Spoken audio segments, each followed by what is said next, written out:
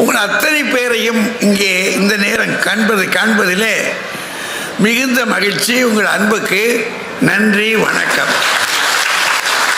எனக்கு முன்னே பெரிய பெரிய ஆட்கள்லாம் உட்காந்துருக்காங்க, மருத்துவமாக இருக்காங்க, பெரிய பெரிய ஆட்களாக இருக்காங்க. சிலர் தெரியல, சிலர் தெரியுது சொல்ல முடியலை. அத்தனை பேருக்கு முன்னாடிய வாழ்த்துக்கள், வணக்கம். பெரியவர்களே, இன்றைக்கு இந்த ஞாயிற்றுக்கிழமை நேரம் எல்லாம் பார்த்தா கடைகளில் பார்த்தா பெருங்கூட்டமாக இருக்குது. வீட்டில் என்ன உட்காந்துருப்பானே. சரி, சினிமாவுக்கு போனாலும் ஒரு 2000-3000 ரூபா ஆகுது இப்போல்லாம். எதையும் நம்ம இங்கேருந்து வீட்டிலேருந்து கொண்டு போக முடியாது, அங்கே தான் வாங்கி சாப்பிடணும். அங்கே வாங்கி சாப்பிட்றதுன்றது அளவும் குறைச்சலாக இருக்கும், ருசியும் குறைச்சலாக இருக்கும், காசு கணக்காக இருக்கும். அதாவது தியேட்டர் கூட நம்ம வாழ்க்கை நம்ம கையில் இல்லை. தியேட்டருக்குள்ள நம்ம வாழ்க்கை நம்ம கையில் இல்லை. கொஞ்சம் மீறினா அப்படின்னா அங்கே ஒரு காவல்துறை இருக்கு, அது தூக்கிட்டு போயிடுவான். ஆமாம், பையக்கெடு, பைய பார்க்கணும் அப்படின்னு. இப்போ அப்படி ஒரு நெருக்கடி இருக்கு. இது எதுக்குடா போய் அங்கங்கே போவோம் அப்படின்ட்டு இந்த புத்தக திருவிழாவில் வந்தோம், பார்த்தோம், ஏதாவது புத்தகங்களை வாங்கினோம். அறிவை விரிவு செய், அகண்டமாக்கு, விசால பார்வையால் விழுங்கு மக்களைன்னு பாரதிதாசன் பாடுவார். அறிவை விரிவு செய்யணும். அந்த விரிவு செய்வதற்காக, ஏன்னா கிணத்து தவளையாக நம்ம இருந்துடக்கூடாது. அந்த காலத்தில் திருநாவுக்கரசர் ஒரு செய்தி சொல்லுவார். ஒரு குளத்து தவிர கிணத்து தவளை, நான் இது குளத்து தவளைக்கிட்ட வந்துட்டேன். கிணத்து தவளை குளத்து தவளைக்கிட்ட வந்துருச்சான். குளத்து தவளை சொல்லிச்சான், இது ரொம்ப பெருசுப்பா, இந்த கிணறு ரொம்ப பெருசு, இது குளம் ரொம்ப பெருசு, நீ மாட்டிக்கிட்டேன்னு. என்ன பெருசு, என்ன பெருசு அப்படின்னு அந்த கிணத்துக்குள்ளே இந்த பக்கத்துலேருந்து அந்த பக்கம் தாங்குமா. இதை விட பெருசா என்னவா, அது பெருசுப்பா அப்படிச்சான். எவ்வளோ பெருசு, மறுபடியும் அங்கேருந்து இங்கே தப்பிச்சான், இதை விட பெருசாக இருக்குமா அப்படின்னு. அப்படின்னா என்ன அர்த்தம், நாம் எங்கே இருக்கிறோமோ அங்கே என்ன இருக்கிறதோ அவ்வளவுதான் நமக்கு தெரியும். நாம் அறிந்தது அவ்வளவுதான்,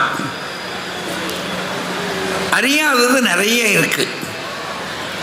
அந்த அறியாத உலகத்தை பற்றி அறிந்து கொள்வதற்காக நாம் இங்கே வந்திருக்கிறோம். இந்த நூலகங்கள் இருக்கு பாருங்க, இங்கே நூல் விற்பனை நிலையங்கள், அங்கே வந்தால் யார் யாரோ நிற்கிறாங்க. திருவள்ளுவரோட நம்ம திருவள்ளுவரை பார்த்துருக்க மாட்டோமே, ரொம்ப படங்களில் போடுறாங்க, தாடி கட்டிலாம் போட்டு ஒரு மாதிரி போட்டு வச்சுருக்காங்க, இவராக தான் இருக்குமோ அப்படின்னு. அது சும்மா அவர் யாரும் பார்த்ததில்லை, அவர் பேரும் அதுதானான்னு தெரியாது, எதுவும் தெரியாது. அவர் எங்கே பிறந்தார் என்ன வரான்னு சண்டை கிடக்குது. தமிழ்நாடு மதுரையில் பிறந்தாருன்னு ஒரு சண்டை, ஒரு கோஷ்டி, சென்னையில் தான் பிறந்திருந்தார்னு ஒரு கோஷ்டி, இப்போ ரொம்ப சான்றுபூர்வமாக நாகர்கோவில் பகுதியில் பிறந்திருக்கிறாருன்னு ரொம்ப சான்றாக சொல்கிறாங்க. அதுக்கு சில உதாரணங்கள்லாம் காட்டுறாங்க, திருக்குறளில் இருந்தே காட்டுறாங்க. ஆக இப்படி இன்னும் முடிவுக்கு வர முடியும் நம்ம. ஆக ஒருத்தர் இருந்திருக்கிறார் திருவள்ளுவர், அவருக்கு கல்யாணம் ஆச்சா, பிள்ளை குட்டி இருந்துச்சா, கல்யாணம் ஆகாமல் அந்த காமத்து பால் பாடி இருக்க முடியாது. அது அவர் பாடி இருக்கிற அந்த சுவையை பார்க்கிற போதே நமக்கு அத்தனை பெருமையாக இருக்கு. அப்பா என்னமா சுவைச்சிருக்கான வாழ்க்கையை, நம்ம பாட்டம் இல்லை, நம்ம பாட்டேன் வாழ்க்கையை எப்படி சுவைச்சிருக்கிறாங்க. இதுதான் வாழ்க்கை. அந்த பாட்டி ரொம்ப கொடுத்து வச்சவப்பா. நான் பாட்டை கூட வாழ்ந்த பாட்டி இருக்காளே ரொம்ப கொடுத்து வச்சவா. அப்படி பிள்ளைகளை பெற்றிருப்பாரா? இருந்திருக்கும். அதுக்கும் பாட்டு இருக்கு. பிள்ளை இருந்திருக்க கூடும். அவரை நம்ம ஊர்க்காரன் மதிச்சிருப்பானா? எப்படி மதிப்பான்? அதனால் அவர் திட்டு செவியின் சுவையுணரா வாயுணர்வு மக்கள் அவையினும் வாடினும் என். அடே, நான் நல்லதாண்டா சொல்கிறேன், 4 வார்த்தையை கேட்டு பிழைக்கணும்னு செய்யாமல் அவன் மாட்டுக்கு போய்கிட்டு இருக்கானே, அவன்லாம் இருந்தான் என்ன செத்தான் என்னடா அப்படின்னு கோவப்படுறாரு. அப்படின்னா அவர் பேச்சையும் யாரு நம்ம பேச்சை கேட்குறானா? நமக்கு வயசாகிடுச்சு. எங்கள் வீட்டில் என்ன சொல்கிறார் தாத்தா, அவருக்கு ஒன்றும் விளங்காது, எனக்கு சொல்லுவார். அவர் சொல்லி நம்ம கேட்கணுமாக்கும் சொல்கிறாங்கல்ல, அப்படி தான் அவரையும் நினச்சிருப்பாங்க. அப்படி இது எல்லாம் தெரிஞ்சுக்கிறதுக்கு எதை வச்சு தெரிஞ்சுக்கிறது? இந்த புத்தகத்தில் தான் பார்க்க முடியும். அவர் உலாவுறாரு. திருவள்ளுவர் மட்டும் உலாவுறாரு. சாக்ரட்டிஸ் இருக்காரு, அவன் பெரிய ஞானி. அவனுடைய காலமே வித்தியாசமான காலம். இந்த பக்கம் ராமகிருஷ்ண பரமஹம்சர் இருக்காரு, விவேகானந்தன் இருக்கிறார். இந்த சாதாரண ஆட்கள் அவங்கள உலகத்தை கலக்கியவர்கள். இதுகளெல்லாம் கண்டுபிடிக்கணும் அப்படின்னா இங்கே வந்து நாமளும் படிக்கணும், பிள்ளைகளுக்கு வாங்கி கொடுத்துட்டு படிங்கடா அப்படின்னு சொல்லணும். அதுக்காக இவ்வளோ பேர் இந்த நாளில் வந்திருக்கிறீங்க அப்படின்றதும் அங்கங்கே நின்று, அதுவும் பாருங்கள், கையை கட்டி கேட்குறாங்க. நம்ம பிள்ளைங்க நிற்கிற கோலத்தை பாருங்கள், எவ்வளோ மகிழ்ச்சியாக இருக்குது. ஆக இப்படி ஒரு சூழலில் நாம் இன்றைக்கு இந்த அறிவு திருவிழா, இது வந்து புத்தக திருவிழா மட்டுமல்ல, அறிவு திருவிழா. அறிவு திருவிழாவை ஊரெங்கும் நடத்துவதற்கு நமக்கு கிடைத்த இந்த வாய்ப்பில் நடத்துகின்ற அரசாங்கத்தை வாழ்த்தி முதல்ல அது செஞ்சுக்கிடணும்ல, வாழ்த்தி இது இன்னும் தொடரணும் என்று வேண்டிக் கொண்டு இப்போ நமக்கு இந்த தலைப்புக்குள்ள வர்றோம்.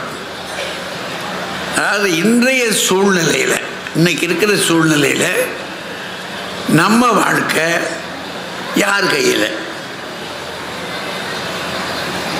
சிலர் சொல்கிறாங்க, என்னங்க இது நம்ம வாழ்க்கைன்னு சொல்லிட்டீங்க, அப்புறம் இப்படி யார் கையில் இருக்க முடியும்?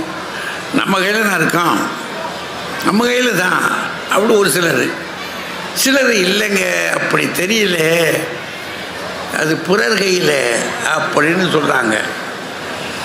அதுக்கு தான் ஐயா அவங்க ஏற்கனவே ஒரு கலக்கி விட்டுருக்காங்க. எனக்கு இதை பற்றி உடனே ஒன்றும் சொல்ல முடியாது இல்லைங்களா. எங்கள் ஆசிரியர் இங்கே இந்த பள்ளிக்கூடத்தில் நான் படித்தேன், இந்த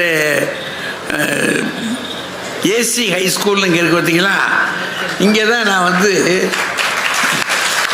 இதுதான் என்னுடைய தவச்சாலை. இங்கே 6ஆம் வகுப்புலேருந்து 11ஆம் வகுப்பு வரைக்கும், 10ஆம் வகுப்பு 11ஆம் வகுப்புன்னு அந்த காலத்தில் சொல்லுவோம், 11ஆம் வகுப்பு வரைக்கும் இங்கே தான் படித்தோம். அப்போ எங்களுக்கு ஒரு ஆசிரியர் இருந்தார், தமிழ் ஆசிரியர். அந்த தமிழாசிரியருக்கு அல்வா அப்படின்னா அல்வா அப்படின்னும், பள்ளம் அப்படின்னா பள்ளம் அப்படின்னும், பழம் அப்படின்னா பழம் அப்படின்னு சொல்லணும். இந்த லகர அழகர பேதங்களை ஒழுங்காக சொல்லணும். சொல்லலைன்னா அவர் அடிக்கிற அடி இருக்கு பாருங்க. அதனால கும்பிடுறேன் அந்த ஆசிரியரை, அவரை வணங்குறேன். ஏன்னா நான் நல்லா இருக்கணுன்றதுக்காக என்னை அடிக்கிறார் பாருங்க. அடித்து எனக்கு சொல்லிக் கொடுத்தாரு பார்த்தீங்களா. அவர் ஆட்களை இப்படி பிடிச்சாருன்னா குடும்பம் இப்படி பிடிப்பார், தலையை இடிச்சுட்டு கிள்ளுறதும் அடிக்கிறதும். அதாவது விஷக்காய்ச்சல் ஏறும் பாருங்க, அது மாதிரி ஏறும் இந்த பயலுக்கு. அப்போ இவன் என்ன, அவர் அங்கேருந்து வர்றாரு அப்படின்னு உடனே ஒரு பெஞ்சை விட்டு இன்னொரு பெஞ்சுக்கு தப்பிடுவாங்க. தாங்க முடியாது. அதனால் என்ன செய்வார் இவர் இப்படி நின்று பார்த்துட்டு, உடனே அன்றைக்கி நான் விட போகிறதில்ல, உன் குடுமி என் கையில். அவர் சொல்கிறது, ஓம் குடிமி நீ எங்கே ஓடு, எங்கே போனாலும் சரி ஒன்று இன்னைக்கு நான் கொல்லாமல் விட மாட்டேன், சொல்லு பழம் அப்படின்னாரு. அவர் பழம். அந்த மாதிரி அவர் அடிப்பார் பாருங்க. அப்போ அவர் அடிக்கடி சொல்றது எனக்கு ஞாபகம் வருது, ஓம் குடுமி ஏன் கையிலனா. அப்படின்னா நம்ம வாழ்க்கை அவர் கையில் இருக்குன்னு அர்த்தம். ஒரு திரைப்படம் நீங்கள் பார்த்துருப்பீங்கன்னு நினைக்கிறேன். அந்த திரைப்படத்தில் வீட்டுக்குள்ளே ஒரு தவறாக ஒரு ஆள் வந்து நுழைஞ்சிருவான். அது நம்ம கவுண்டர் பண்ணி தான் நுழைச்சிட்டு வீட்டுக்காரர் வந்துடுறார் நேரம். உடனே இவர் என்ன செய்வார்னா பரனில் போய் உட்காந்துக்கிடுவார். அப்போ அந்த வீட்டுக்காரம்மா இவரை எப்படியாவது போக வைக்கணுமே அப்படின்றதுக்காக, இந்த பாட்டுக்கு நீங்கள் பாட்டுக்கு இருக்கீங்க, அதை செய்யணும் இதை செய்யணுன்றீங்க, இந்த கடங்காரன் வந்துட்டான், அரிசிக்காரர் வந்துட்டார், அவருக்கு நான் என்ன பதில் சொல்கிறதுன்றது அப்படின்னும் போது அவர் சொல்லுவார், என்னடா செய்கிறது, எல்லாம் மேலே இருக்கேன் பார்த்துக்குவாண்டா அப்படின்னா. இது திருப்பி திருப்பி சொல்லுவார், எல்லாம் மேலே இருக்கேன் பார்த்துக்குவாண்டான்னு.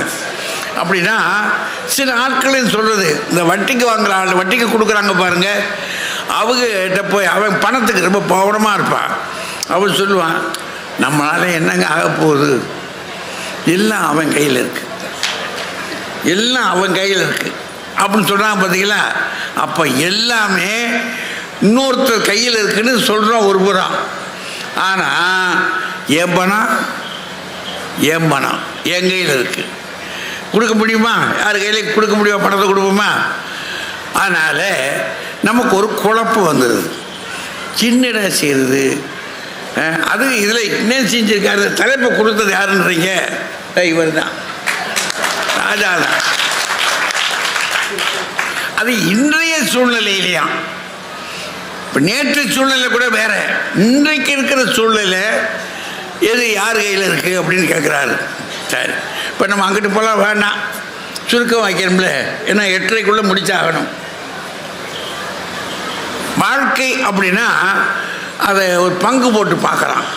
நம்ம வாழ்க்கை, உங்கள் வாழ்க்கையும் சரி என்னுடைய வாழ்க்கையும் சரி, அது நம்ம ஆற்று அழகர் மலையிலேருந்து திரும்பி நம்ம ஆற்றுல வந்து இறங்குவார் பாருங்க. அப்போ ஒவ்வொரு திருக்கண்ணா நின்று போவார், பார்த்துருக்கீங்களா. அது மாதிரி மண்டகப்படின்னு சொல்லுவாங்க. அந்த மாதிரி நம்ம வாழ்க்கையிலேயே 6 மண்டகப்படி இருக்குது. 6 மண்டகப்படி அல்லது திருக்கண். என்ன அது மண்டகப்படி அப்படின்னா, 1 முதல் 5 வயசு வரைக்கும் சின்ன குழந்தைய. அப்போ யார் கையில் இருக்கோம் நம்ம? ஆமாம், அப்போ அம்மா கையில் தான் இருக்கோம், நம்ம கையில் ஒன்றுமே இல்லை. அவள் நினச்சிருந்தானா நம்மளை கதையை முடிக்கனாலும் முடிச்சிருக்கலாம் இல்லைங்களா. சில சமயங்கள் இப்போ நடக்குதாம்ல அந்த மாதிரி. அவள் நினச்சிருந்தானா, அம்மா நினச்சிருந்தானாக்கும் நம்ம கதையை முடிச்சிருந்துருப்பான். அந்த மாதிரி ஒரு 5 வயசு வரைக்கும். 6 வயசுக்கு நம்ம பள்ளிக்கூடத்துக்கு போய் சேர்ந்துடுறோம். 6 வயசு. அப்படி 6 வயசில் பள்ளிக்கூடத்துக்கு போகும்போது 6 வயசுலேருந்து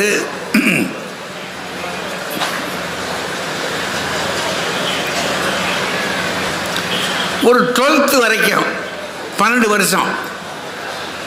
அப்புறம் அதுக்கு பிற்பாடு நம்ம டிகிரி வாங்குறது அப்படின்னா ஒரு 5 வருஷம். 12, 5, 17 வருஷம். அப்போ இங்கே ஒரு 5, அங்கிட்டு ஒரு 17, 22 வயசு வரைக்கும் நம்ம யார் கையில் இருக்கோம்? படிக்கிற காலம் பூரா வாத்தியார் கையில் இருக்கோம். அப்புறம் சொன்னல, ஓ குடுமி என் கையில் சொன்னார்ல எங்கள் வாத்தியார்.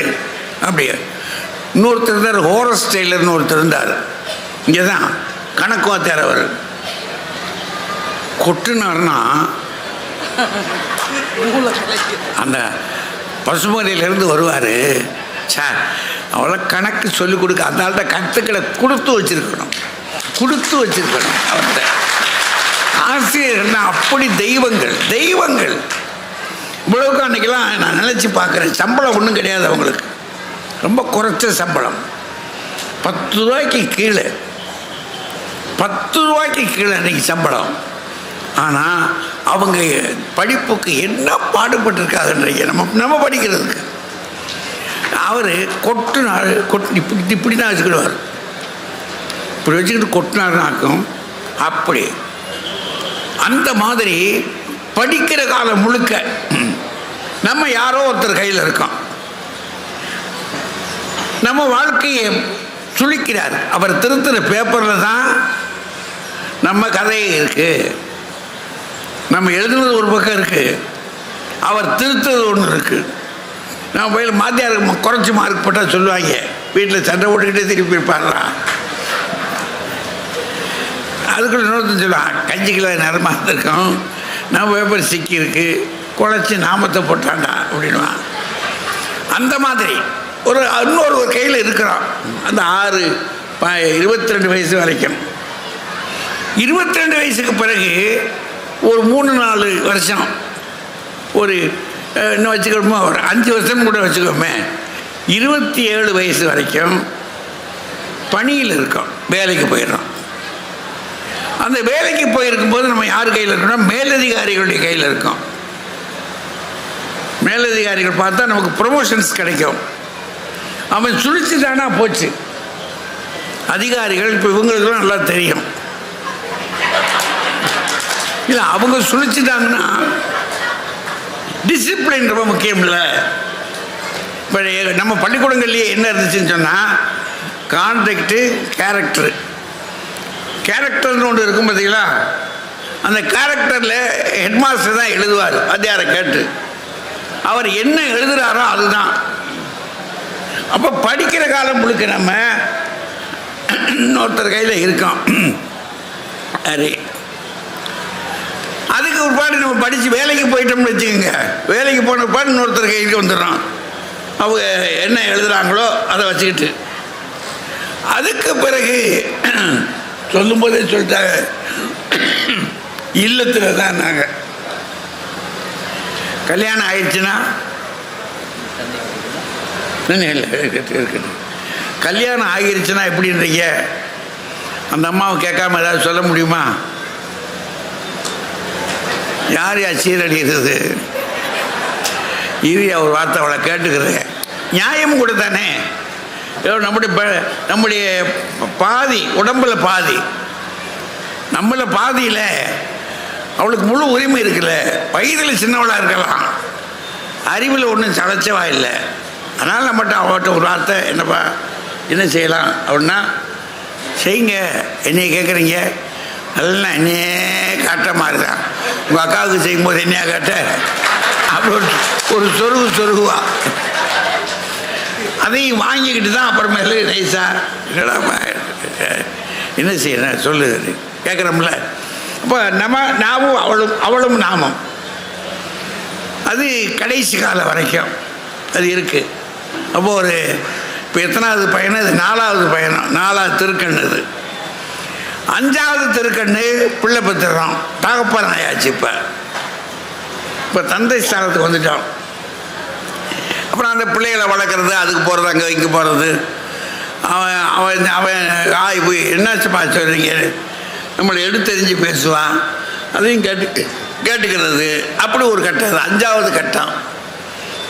6வது திருக்கண் மண்டகப்படி அப்படின்னா தாத்தா ஆகிட்டோம். அதுக்கு பிற்பாடு நம்ம என்ன செய்யணும்னா, ஒருத்தனும் ஒன்று முடிச்ச கேட்க மாட்டான்.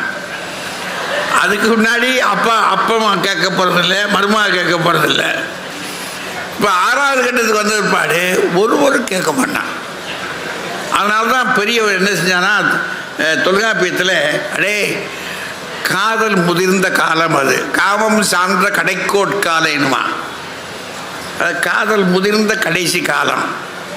நீ பேசாமல் உன் பொறுப்புகளை எல்லாம் ஒப்படைச்சிட்டு நிம்மதியாக பேசாமல் உன் கடவுள் என்ன நம்புறியோ நம்புனா கடவுளை கும்பிடு, நம்பலையா பேசாமல் இது என் தலையெழுத்து அப்படின்னு பேச நிம்மதியாக இருக்கு அப்படின்னு பெரியவர் சொல்லுவாங்க.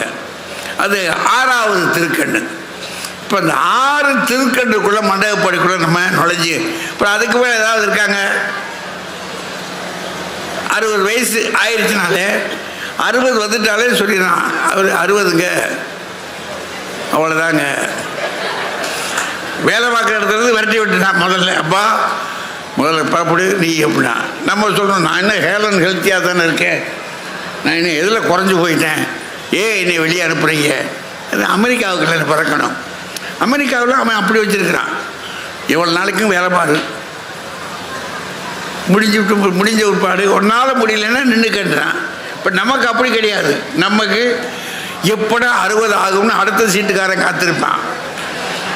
நமக்கு பின்னாடி இருக்கிற சீட்டு இருக்கானே அவன் நம்ம சீட்டில் உட்கார்றதுக்கு அங்கே இருந்துக்கிட்டு எழுதியே போடுவான்.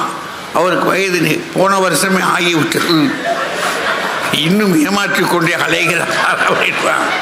பெரிய தலைவலி அது. அதனால் 60 வயசு ஆன உடனே கிளம்பி ஆகணும். அப்போ இவ்வளோதான் நம்முடைய நடமாட்டங்கள்லாம். அதனால் இந்த காலங்களில் நம்முடைய வாழ்க்கை இன்றைய சூழ்நிலையில் யார் கையில் இருக்கு? இந்த பக்கத்தில் நம்ம கையில் தான் இருக்குன்னு ரெண்டு பேர். அவர் டாக்டர் அன்புநாதன் பேர் என்னுடைய மாணாக்கர் தான். என் வாழ்க்கை அநேக நேரங்களில் அவர் கையில் தான் இருக்குது.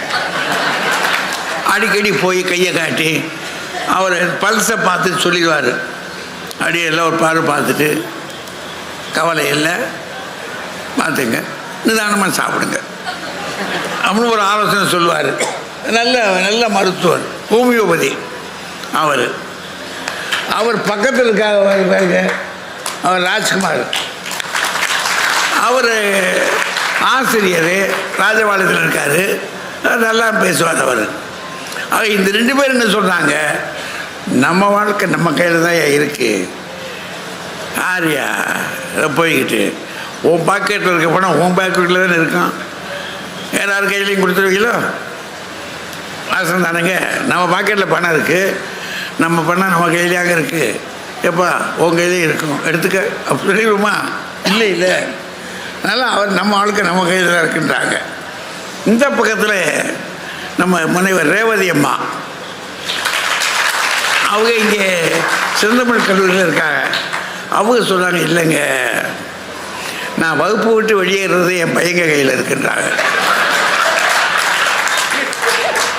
என்னமோ சொல்கிறீங்க, வகுப்புக்குள்ளே போகிறது வரைக்கும் தாங்க நான், வகுப்பை முடித்து வெளியே வர்றது இருக்கே அவன் போடுற பிச்சை, போ இன்னைக்கு பிழைச்சி போ அப்படின்னு அந்த மாதிரி இருக்கு நிலைமை.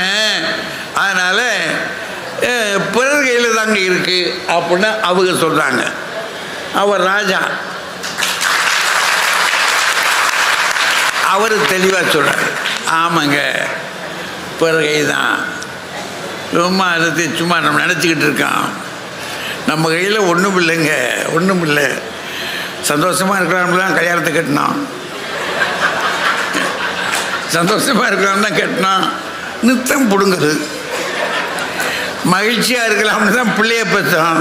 அவனா எப்போ இடம் காலியாகும்னு இருக்கான், கிழவை எப்போ போவேன், திண்ணை எப்போ வெளிசாகும் நினைக்கிறான். ஒவ்வொருத்தரும் பார்க்குற போது அப்படி தான் இருக்குது. நம்ம வாங்குகிறோம், நம்மளை கொஞ்ச நேரம் பார்த்துட்டு நல்லபடியாக இருங்கன்றான். நம்ம இப்போ கையில் காசு இல்லைடா, இப்போ கொடுக்க முடியலடா அப்படின்னா, நீ எல்லாம் ஏன் உசுரை வச்சுக்கிட்டு இருக்கேன்றான். அதுக்கு நமக்கு அறிவுரை சொல்கிறான். அதனால் அவரும் சொல்கிறாரு பிறர் கையில் தாங்கன்றார். ஆக ஒரு நல்ல களம் வந்துருச்சு, இனி நம்ம போய் நீட்டிக்க வேண்டியது அவசியம் இல்லை. அதனால் நம்முடைய இன்றைய சூழ்நிலையில் நம் வாழ்க்கை நம் கையில் தான் என்று சொல்ல வருகிறார் டாக்டர் முத்துரையா அன்புநாதர் அவர்கள். வாங்க.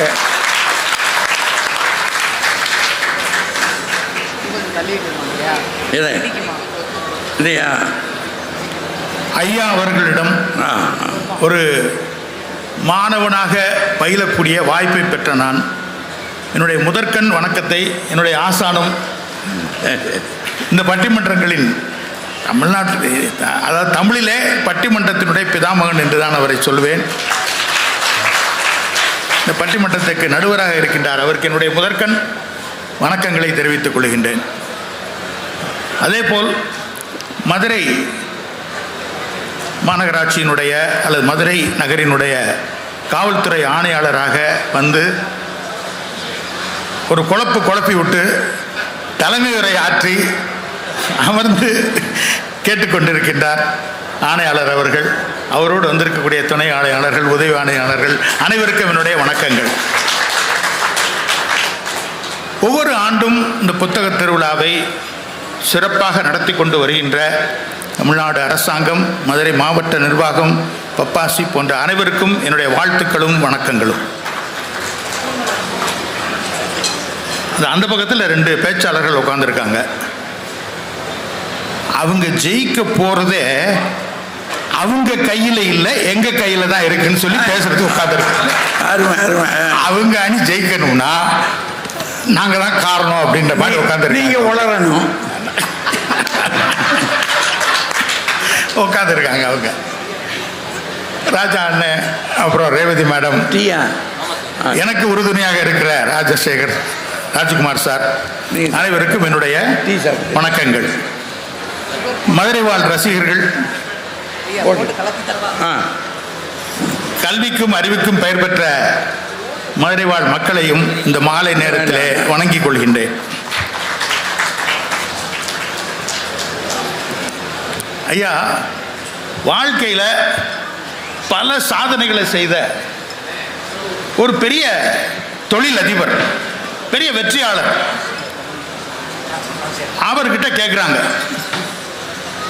உங்களுடைய வெற்றிக்கெல்லாம் காரணம் என்ன அப்படின்னு.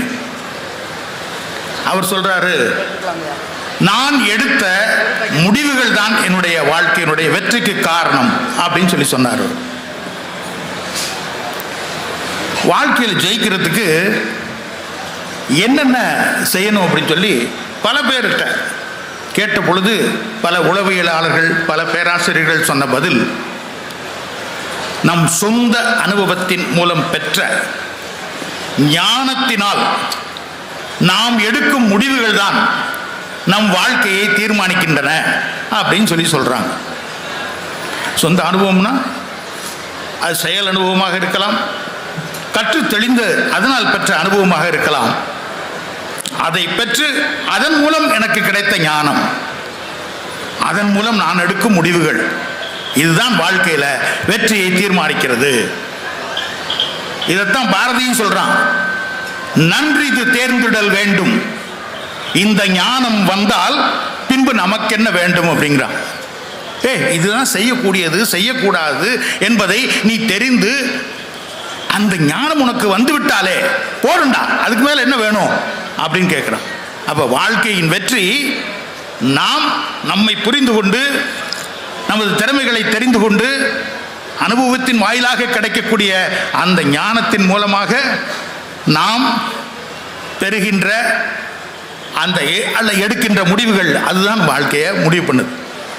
இதில் அடுத்தவங்களை போய் எல்லாத்தையும் கேட்டுக்கிட்டு இருக்கிறது எந்த விதத்திலும் சரியில்லை. ஐயா பல திருக்கண்களை சொன்னார், வாழ்க்கையில் 6 திருக்கண்கள் வருகிறது அப்படின்னு சொன்னார். கரெக்ட், உண்மைதான்.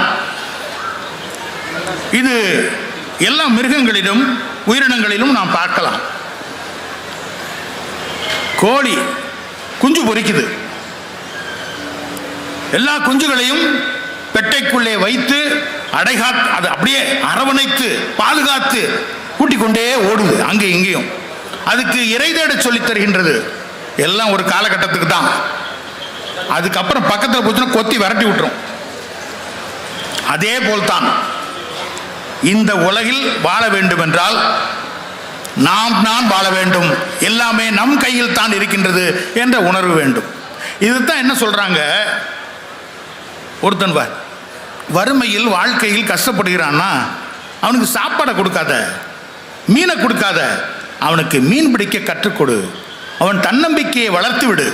அந்த தன்னம்பிக்கை எல்லா முடிவுகளுக்கும் நான் எடுக்க முடியும் என்ற தைரியத்தை கொடுத்து வாழ்க்கையில் வெல்வான் அப்படின்னு சொல்லுது. நான் மகாபாரதத்தை பார்த்துட்டு இருக்கும்போது அதில் 2 முக்கியமான நபர்கள் நமக்கு எல்லாருக்கும் தெரியும். அண்ணன் தம்பி தான் 2 பேரும். ஒருத்தன் கர்ணன், இன்னொருத்தன் அர்ஜுனன். 2 பேரும் மிகச்சிறந்த வில்லாளிகள். அர்ஜுனன் கிருஷ்ணனை சார்ந்து இருக்கின்றான்,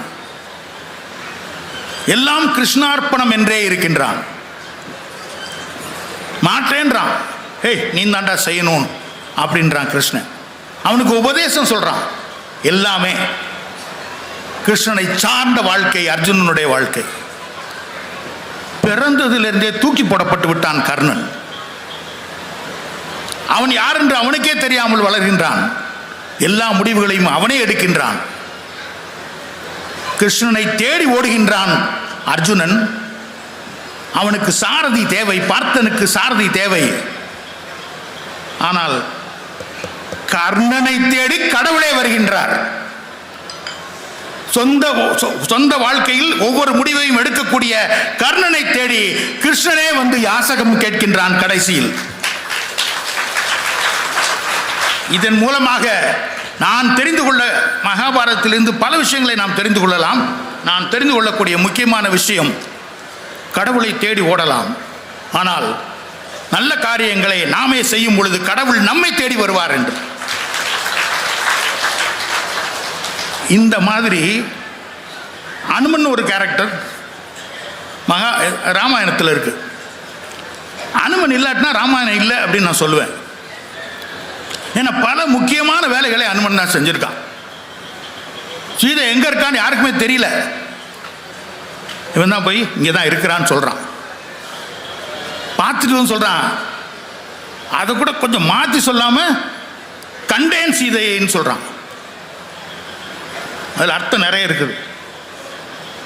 பின்னால லட்சுமணன் கீழே விழுந்து உயிருக்கு போராடி கொண்டிருக்கும் பொழுது அப்படி மலையவே தூக்கிட்டு வர்றான். அதில் இருக்கக்கூடிய அவனை பிழைக்க வைக்கிறாங்க. ஆனால் இந்த அனுமன் அவனுக்கு அவனுடைய வலிமை தெரியாத ஒரு ஆள். அவனுக்கு யாராவது சொன்னாதான் அவனால் செய்ய முடியும். அதனால்தான் கடவுளர் நிலைக்கு உயர வேண்டிய அனுமன் ராம பக்தனாகவே இருந்து விட்டு செத்தான். அப்ப நம் கையை நம்மளுடைய திறமைகளை புரிந்து கொண்டு வாழ பழகிவிட்டோம் என்றால் நாம் வாழ்க்கையிலே வெற்றி அடைவோம். இதில் இந்த அடுத்தவங்க வாழ்க்கையில் கையில் கொடுத்துவிட்டு நம்ம இருக்கோம் பார்த்தீங்களாயா, அதில் ஒரு முக்கியமான விஷயம் என்னென்னா, நிறைய பேர் நம்ம பார்த்துருப்போம், எதுக்கெடுத்தாலும் மற்றவங்களை குறை சொல்லிக்கிட்டு மற்றவங்களை ப்ளேம் பண்ணிக்கிட்டே இருப்பாங்க. இந்த குணம் எப்படி வருது அப்படின்னு உளவியல் சொல்லுதுன்னா, நம் வாழ்க்கையை நம் கையில் எடுத்துக்கொள்ளாமல் அடுத்தவர் கையில் கொடுக்கும்போது தான். நான் என்னுடைய சைக்காலஜி கிளாஸஸில் பையங்களெல்லாம் பார்த்துட்டு, பிள்ளைங்களை பார்த்துட்டு சில பேர்கிட்ட சொல்லுவேன், என்னடா உனக்கு நிறைய நல்ல திறமைகள்லாம் இருக்குது, ஏன் நீ இன்னும் சக்ஸஸ்ஃபுல்லாக வரலாமே அப்படின்னு கேட்கும் பொழுது சில பேர் என்ன சொல்லியிருக்காங்க, சார் எங்கள் அப்பா சரியில்லை சார் அப்படிமா. என்னடா உங்கள் அப்பா சரியில்லைன்ற? என் ஃப்ரெண்டு அப்பாலாம் பாருங்க சார், படிச்சுட்டு இருக்கும்போது அங்கங்கே ஆளை பிடிச்சார், அதை செஞ்சார் டக்குன்னு வேலைக்கு சேர்த்து விட்டார். எங்கள் அப்பா சும்மா வேஸ்ட்டு சார். இன்னும் சில பேர், சார் எங்கள் அம்மா சரியில்லை சார். நொய்யின்னு இந்த நேரம் பார்த்தாலும் டிவியை பார்த்துட்டு உட்காந்துருக்கும், எதை படிக்க ஒன்றுமே. என் ஃப்ரெண்டு அம்மாலாம் பாருங்க, என்ன படிக்கணும் எங்கே படிக்கணும் அது இதுன்னு சொல்லி அப்படியே மேலே ஏற்றி விட்டு, சார் எங்கள் அம்மா வேஸ்ட். இன்னும் சில பேர், என் குடும்பமே வேஸ்ட்டு சார், என் குடும்பமே வேஸ்ட். ஏண்டா ஒவ்வொருத்தரும் ஒரு போக்கில் தெரியுறாங்க, தேவை அது பாருங்க, அப்படிப்பட்ட குடும்பத்தில் போய் நான் பெற தொலைச்சிட்டேன். இன்னும் சில பேர், சார் நான் படித்த ஸ்கூல் வேஸ்ட்டு சார், அந்த ஸ்கூலில் படித்தவன் பாருங்க அவன் பூரா பயங்கரம் சக்ஸஸ்ஃபுல் ஆகிட்டாங்க. இங்கே பாரு அது ஒருத்தன் கூட உறுப்பு இல்லையே. இன்னும் சில பேர், எனக்கு வாட்சை வேற ஒன்றும் சொல்ல, ஃப்ரெண்ட்ஸு நீங்கள் வேற, எனக்கு வாட்சை அந்த ஃப்ரெண்ட்ஸ் எல்லாம் சரியில்லை சார். என் ஃப்ரெண்டு இன்னொரு ஃப்ரெண்டு அமைஞ்சாங்க பாருங்க, தூக்கிட்டு போயிட்டாங்க சார் அவனை, எனக்கு இழுத்துட்டு வந்துட்டாங்க கீழே. இன்னும் சில பேர், சார் நான் இந்தியாவிலே பிறந்திருக்கக்கூடாது சார், நான் மட்டும் அந்த நாட்டில் பிறந்திருந்தேன்னு வச்சுக்கோங்க என் வாழ்க்கையே வேற மாதிரி போயிருக்கும். இதுக்கு தான் சொன்னாங்க, சுட்டும் விரலால் எதிரியை குற்றம் கூறுகையில் மற்ற 3 விரல்கள் உந்தன் மார்பினை காட்டுதடான். இங்க நான் சொல்ல வர்ற விஷயம், அடுத்தவங்க கையில் தங்க வாழ்க்கையை கொடுப்பவர்கள் எப்பவும் குற்றவாளிகளாகத்தான் இருப்பார்கள். தன்னிடம் உள்ள திறமை 3 மடங்கு இந்த பக்கம் இருக்குன்றதை புரிஞ்சுக்க மாட்டாங்க. அப்துல் கலாம் போன்றவர்கள் இதே மாதிரி சூழ்நிலையில் சிகரங்களை தொட்டு இருக்கின்றார்கள். எத்தனையோ பேர் அவர்கள் தங்களை புரிந்து கொண்டு ஒரே ஒரு இதோட முடிக்கிறையா. அதாவது திருவள்ளுவர் பல விஷயங்களை சொல்லியிருக்கார். அவர் பிள்ளைங்க அப்படின்னு சொல்லும் பொழுது பையனை, அதாவது குழந்தைய அவையத்து முந்தி இருப்ப செயல் அப்படிங்கிறார். அவரை முன்னால எல்லாத்திலையும் முன்னால கொண்டு வைக்க வேண்டியது பெற்றோர்களுடைய கடமை அப்படிங்கிற மாதிரி சொல்றாரு. கரெக்ட். அடுத்தவங்க அப்பா செய்ய வேண்டிய ஒரு விஷயம், அடுத்தவர் செய்ய வேண்டிய விஷயம் வாழ்க்கையில். ஆனால் அவன், அந்த மாணவன் அல்லது மகன், இவன் தந்தை என்னோற்றான் கொல் எனும் சொல் என்று ஒரு பெயர் எடுக்க வேண்டும் என்றால், இப்படிப்பட்ட ஒரு குழந்தையை பெற்ற அந்த தகப்பனார் என்ன தவம் செய்தாரோ என்று சொல்லக்கூடிய அளவிற்கு அவர் பாராட்டப்பட வேண்டும் என்றால், இவன் தன் வாழ்க்கையில் தன் கையில் என்பதை புரிந்து கொண்டவனால் தான் அதை செய்ய முடியும். ஏனென்றால் அப்படிப்பட்டவர்களால் தான் இன்றைக்கு உலகம் உருண்டு கொண்டிருக்கின்றது. பல்வேறு விதமான கண்டுபிடிப்புகளில் இருந்து பலவிதமான விஷயங்கள் எல்லாம் தங்களை நம்பி தன்னம்பிக்கையோடு வாழ்ந்தவர்கள் தான். அடுத்தவரை நம்பி சென்றவர்கள் துணையாக ஒருவர் கூட வர வேண்டும். ஆனால் துணிச்சல் நடை போடுபவர்கள் எல்லாம் தன் கையை நம்புவர்கள் என்று கூறி அருமையான இந்த வாய்ப்புக்கு நன்றி கூறி விடைபெறுகின்றேன். நன்றி, வணக்கம். தம்பி அன்புநாதன் ரொம்ப லாவகமாக சொல்லிட்டார். எல்லாம் பிறர் கையில் சொல்ல முடியாது அப்படின்றதுக்கு அவர் ஒரு 2 பெரிய இடங்களை பிடிச்சிக்கிட்டார். முதல்ல ஒரு போடு போட்டார், இவங்க வெற்றி பெறதாக இருந்தாலே அது எங்கள் கையில் தான் இருக்குன்ட்டார். நாங்கள் ஏதாவது ஒன்று சொதப்பணும்னா அவங்க ஜெயிச்சிருவாங்க, ஆனால் நாங்கள் சொதப்ப மாட்டோம், இப்போ எங்கள் கையில் தான் இருக்குன்ட்டார். அப்புறம் அதுக்கு 2க்கு உதாரணமாக ஒரு பக்கம் கர்ணனை கொண்டாடுறாரு. அவனுக்கு கண்ணன் எப்படி உதவி செய்ய வந்தான் அப்படின்னு அப்படி பெரிய பெரிய பாத்திரங்களை எடுத்துகிட்டு மகாபாரதத்தில் பாத்திரம், ராமாயணத்தில் அனுமனை கொண்டு வந்தார். நமக்கு விளங்கணுன்றதுக்காகத்தான். இந்த பாத்திரங்கள்லாம் சொன்னால் எளிதாக விளங்கிக்கிடும்.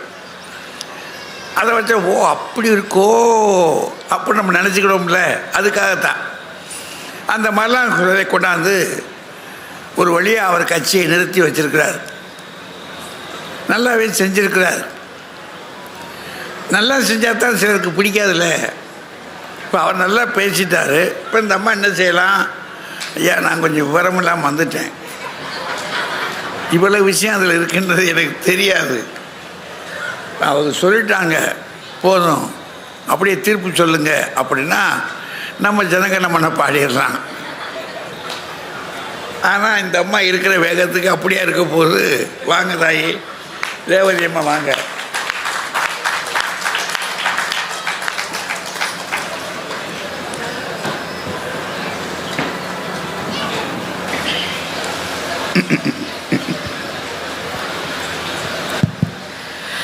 சங்கம் வைத்து தமிழ் வளர்த்த மதுரையில் புத்தக கண்காட்சிக்கு, புத்தக திருவிழாவுக்கு மிக சிறப்பாக ஏற்பாடு செய்திருக்கின்ற மாவட்ட நிர்வாகத்தை சார்ந்த சான்றோர் பெருமக்களே, புத்தக பதிப்பாளர்கள் சங்கத்தை சார்ந்த பெரியோர்களே, இந்த அருமையான பட்டிமன்றத்திற்கு நடுவராக பொறுப்பேற்று ஒரு நல்லதொரு தீர்ப்பை வழங்க இருக்கின்ற எங்கள் வணக்கத்துக்கும் பாசத்துக்கும் உரிய தமிழறிஞர் ஐயா அவர்களே, இந்த மாபெரும் சபையை நிறைத்திருக்கின்ற ரசிகர் பெருமக்களே, உங்கள் அனைவரையும் வணங்கி மகிழ்கின்றேன். நடுவர் அவர்களே, இன்றைக்கு அருமையான தலைப்பை முதல்ல நல்லா புரிஞ்சிட்டு பேசணும். அது சேலை கட்டுறவர் தான் தலையை புரிஞ்சிருப்பாரு, அவர் வேட்டி கட்டுறவருமா இல்லைங்கய்யா. நல்ல டாக்டர், நல்ல அன்பானவர், பேருக்கு ஏத்தார் போல அன்புநாதன். எப்படி எங்களுக்கு பாயிண்ட் எடுத்து கொடுத்தாரு பார்த்தீங்களா, நல்லவர், ரொம்ப அன்பு நிறைந்தவர். இன்றைய சூழலில் நம்முடைய வாழ்க்கை நம் கையிலா பிறர் கையிலான்னு கேட்டிருக்கீங்க. அவர் வந்த உடனே ஆரம்பிச்சார், எதிரணியில் இருக்கிறவர்கள் பட்டிமன்றம் பேசுறது அவங்க கையிலா எங்க கையிலான்னு கேட்டார். நாங்கள் அதைத்தானே சொல்ல வரோம். எங்க கையில இல்ல, அது எதிரணியான உங்க கையில இருக்கு, ரசிகர்களான இவர்கள் கையில் இருக்கிறதுன்னு தான் நாங்க சொல்ல வரோம். பிறர் கையில தான் இருக்கு. அழகா பேசினார் ஐயா. கர்ணன் போர்க்களத்தில் யாரையும் நம்பி இல்லையே. முதல்ல கர்ணன் போர்க்களத்துக்கு ஒரு அரசனாக வந்து நிக்கிறதுக்கு யாரு காரணம்? துரியோதனன் அங்க தேசம் என்ற தேசத்துக்கு அரசனாக்கி ஒரு அங்கீகாரம் கொடுத்ததுனால தான் கர்ணன் போர்க்களத்துல வந்து நிக்க முடிஞ்சது. வர முடியுமா? வர முடியுமா? எவ்வளவு திறமையான ஆளா இருக்கட்டும், அவருக்குன்னு ஒரு அந்தஸ்து இல்லாம வந்து நிக்க முடியுமா ஐயா? அதை உருவாக்கி கொடுத்தது பிறர் கையில தானே இருந்தது. எல்லாம் சரி, ஆனா நம்ம டாக்டர் அன்புநாதன் தான் உண்மையிலேயே எங்களுக்கு எப்படி அன்பா பாயிண்ட் எடுத்து கொடுத்தாரு. அனுமனை பத்தி பேசினாரியா, தங்கமா போச்சு இல்லையா? அனுமன் எல்லா கலைகளும் கற்றவன், எல்லா வித்தைகளும் தெரிந்தவன். ஆனா ஒரு பிரச்சனை என்னன்னா, அவருக்கு என்னென்ன வலிமை இருக்கிறதுன்னு அவருக்கே தெரியாது. அதான் அவருடைய வீக்னஸ். என்னாச்சு, கடலை தாண்டி சென்று சீதை இருக்கிறாளான்னு தெற்கு திசையில பார்த்துட்டு வரணும். கடற்கரை ஓரத்துல வந்து நிக்கிறாரு. எப்படி இந்த கடலை தாண்டி நம்மளால போக முடியும்னு மலைச்சு போய் நிக்கிறாரு. ஆனா அவரால் எல்லாம் முடியும், அவர் கையில தான் இருக்கு. ஆனா அவருக்கு அது தெரியல. அப்போ ஜாம்பவான் என்ற அந்த தாத்தா அவர் வந்து சொல்றாரு, அந்த தலைவர் சொல்றாரு, அனுமனே உன்னுடைய வீரம் உனக்கு தெரியாதா? நீ நினைத்தால் இந்த வானம் அளவுக்கு உன்னுடைய உருவத்தை பெரிதாக்கி கொள்ளவும் முடியும். மழை பெய்கின்ற போது 2 துளிகளுக்கு இடையே நனையாமல் போகிற அளவுக்கு உன் உருவத்தை நுட்பமாக மாற்றிக்கொள்ளவும் முடியும் என்று சொல்லி அவருடைய வித்தைகளை பற்றி அவருக்கே எடுத்து சொன்ன பிறகுதான் அனுமனுக்கு தாங்கிட்ட இருக்கிற சக்தி தெரிஞ்சுதான். சில நேரம் நம்ம வீட்டு பொம்பளைங்க நமக்கு அப்படி சொல்லுவாங்க. ஆமா, கூறுகட்ட குப்பை. கண்டிப்பாங்க ஐயா, அதெல்லாம் சொல்ல வேண்டி இருக்குல்ல. அப்படி சொன்னதுனால தான் அனுமனால அந்த கடலை தாண்ட முடிந்தது என்றால், அனுமனுக்கே அவருடைய பலத்தை சொல்றதுக்கு ஒருத்தர் தேவை என்றால், நம் வாழ்க்கையில எல்லோருக்குமே நம் வாழ்க்கை என்பது பிறர் கையில் தான் இருக்கிறது என்பதை தயவு செய்து மறந்துடாதீங்க. நடுவர் அவர்களே, இன்னைக்கு படித்து இருக்கிற அத்தனை பேருக்கும் அவங்க நினைச்சபடி படிப்பை படிக்க முடிகிறதான்னு கேட்டு பாருங்க. நல்ல படிக்கிற பிள்ளைகள், புத்திசாலியான பிள்ளைங்க, ஆனா குடும்ப சூழல் படிக்க விடாம பண்ணும். அப்போ ஒரு அடுத்தவங்க ஒரு அறக்கட்டளையில இருந்தோ எங்க இருந்தோ ஒரு உதவி செய்து கை தூக்கி விட்ட பிறகு அந்த பிள்ளைங்க அதை சொல்லி காட்டுறாங்க. அவர்கள் உதவியால் நான் படித்து இந்த நிலைக்கு உயர்ந்தேன்னு சொல்றாங்கன்னா, ஒவ்வொருத்தர் வாழ்க்கையிலும் பிறரின் துணை தேவைப்படுது. அப்படிதானங்கய்யா?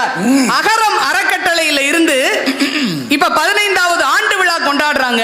அந்த ஆண்டு விழாவில் பேசியவர்கள் சொல்கிறார்கள், இந்த 15 ஆண்டுகளில் 51 மருத்துவர்களை இந்த அறக்கட்டளை மூலம் உருவாக்கி இருக்கிறது என்று சொல்றாங்கன்னா, அதுல நல்ல படிக்கிற பிள்ளைங்க எவ்வளவோ இருக்கலாம்.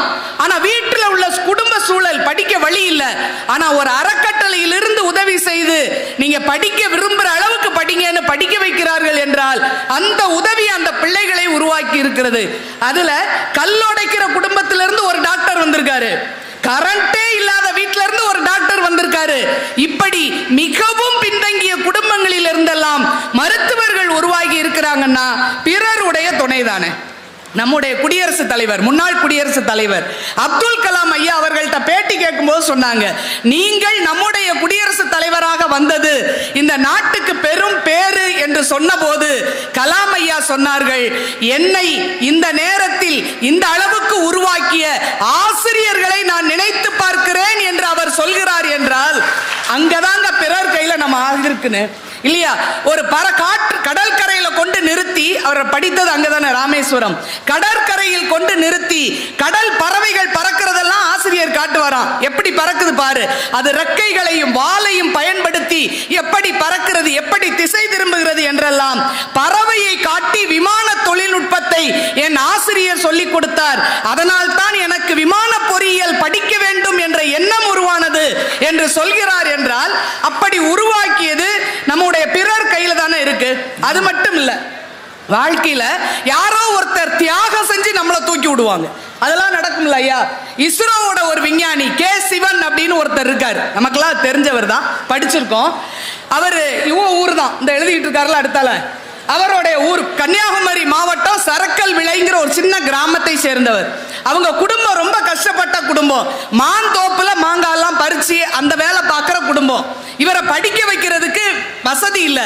அந்த நேரத்தில் சிவனுடைய அண்ணன் சொன்னார், தம்பி 2 பேரும் படிக்கிறதுக்கு நம்ம குடும்பத்தில் வசதி இல்லை, நான் என் படிப்பை நிறுத்திக்கிட்டு நான் வேலைக்கு போறேன், நீ ஒருத்தனாவது நல்லா படி என்று சொல்லி என் அண்ணன் செய்த தியாகம் நான் ஒரு பெரிய விஞ்ஞானியாக உதவி செய்தது என்றால் அவருக்கு பிறர் கைதான் உதவி இருக்கிறதுங்கிறத பார்க்கிறோம். நடுவர் அவர்களே, இந்த புத்தக கண்காட்சி எடுத்துக்கோமே, நம்ம கையிலேயா இருக்கு? எத்தனை எழுத்தாளர்கள் அருமையாக எழுதுகிறார்கள், படைப்பாளிகள் இருக்கிறாங்க. ஆனா அந்த புத்தகத்தை பதிப்பித்து வெளிப்படுத்துவதற்கு ஒரு பதிப்பகம் வேண்டும். பதிப்பகம் வெளியிட்டா மட்டும் போதாது, அதை வாங்கி படிக்கின்ற வாசகர் பெருமக்கள் இருந்தா தான் அந்த எழுத்துக்கு மரியாதை. என்றால் ஒரு படைப்பு வெளிவருவதற்கு பிறருடைய துணை வேண்டும். அவ்வளவு எதுக்கு? இந்த பாருங்க, வரிசையா எத்தனை கடை இருக்குன்னு. பாவு பூஜி, காலிஃப்ளவர், ஸ்பிரிங் ரோலு, எல்லா கடையும் இருக்கு. யாரை நம்பியா வச்சிருக்காங்க? அது நம்ம மொஜிட்டோ பஜ்ஜி. மொஜிட்டோ பஜ்ஜி மிளகா பஜ்ஜியா இருக்குமோ? மூக்குல வாடை ஏறு. அவனை அழகா போடுறாங்க. அவர் நினைக்கிறார் கடைக்காரர், நான் நல்லா சமைப்பேன், என் கையில இருக்குன்னு போட முடியுமா? வர்றவங்க புத்தக கண்காட்சியில புத்தகம் வாங்கிட்டு வந்து நம்ம கிட்ட வாங்கி சாப்பிடுவாங்கங்கிற நம்பிக்கையில பிறரை நம்பித்தான் கடையை நடத்த முடியுதுன்னா எல்லாமே அப்படித்தான். அது மட்டும் இல்ல, இந்த பட்டிமன்றம் யார் கையிலங்கயா இருக்கு? அடுத்தவங்க கையில தானே இருக்கு. இப்ப ராஜ்குமார் சார் வராரு, நல்ல பேச்சாளர் தான். இன்னைக்கு நம்ம அந்த பேச்சாளர்கள் பட்டிமன்றம் பேசுறதுக்கு மாவட்ட நிர்வாகம் ஏற்பாடு செய்யணும்.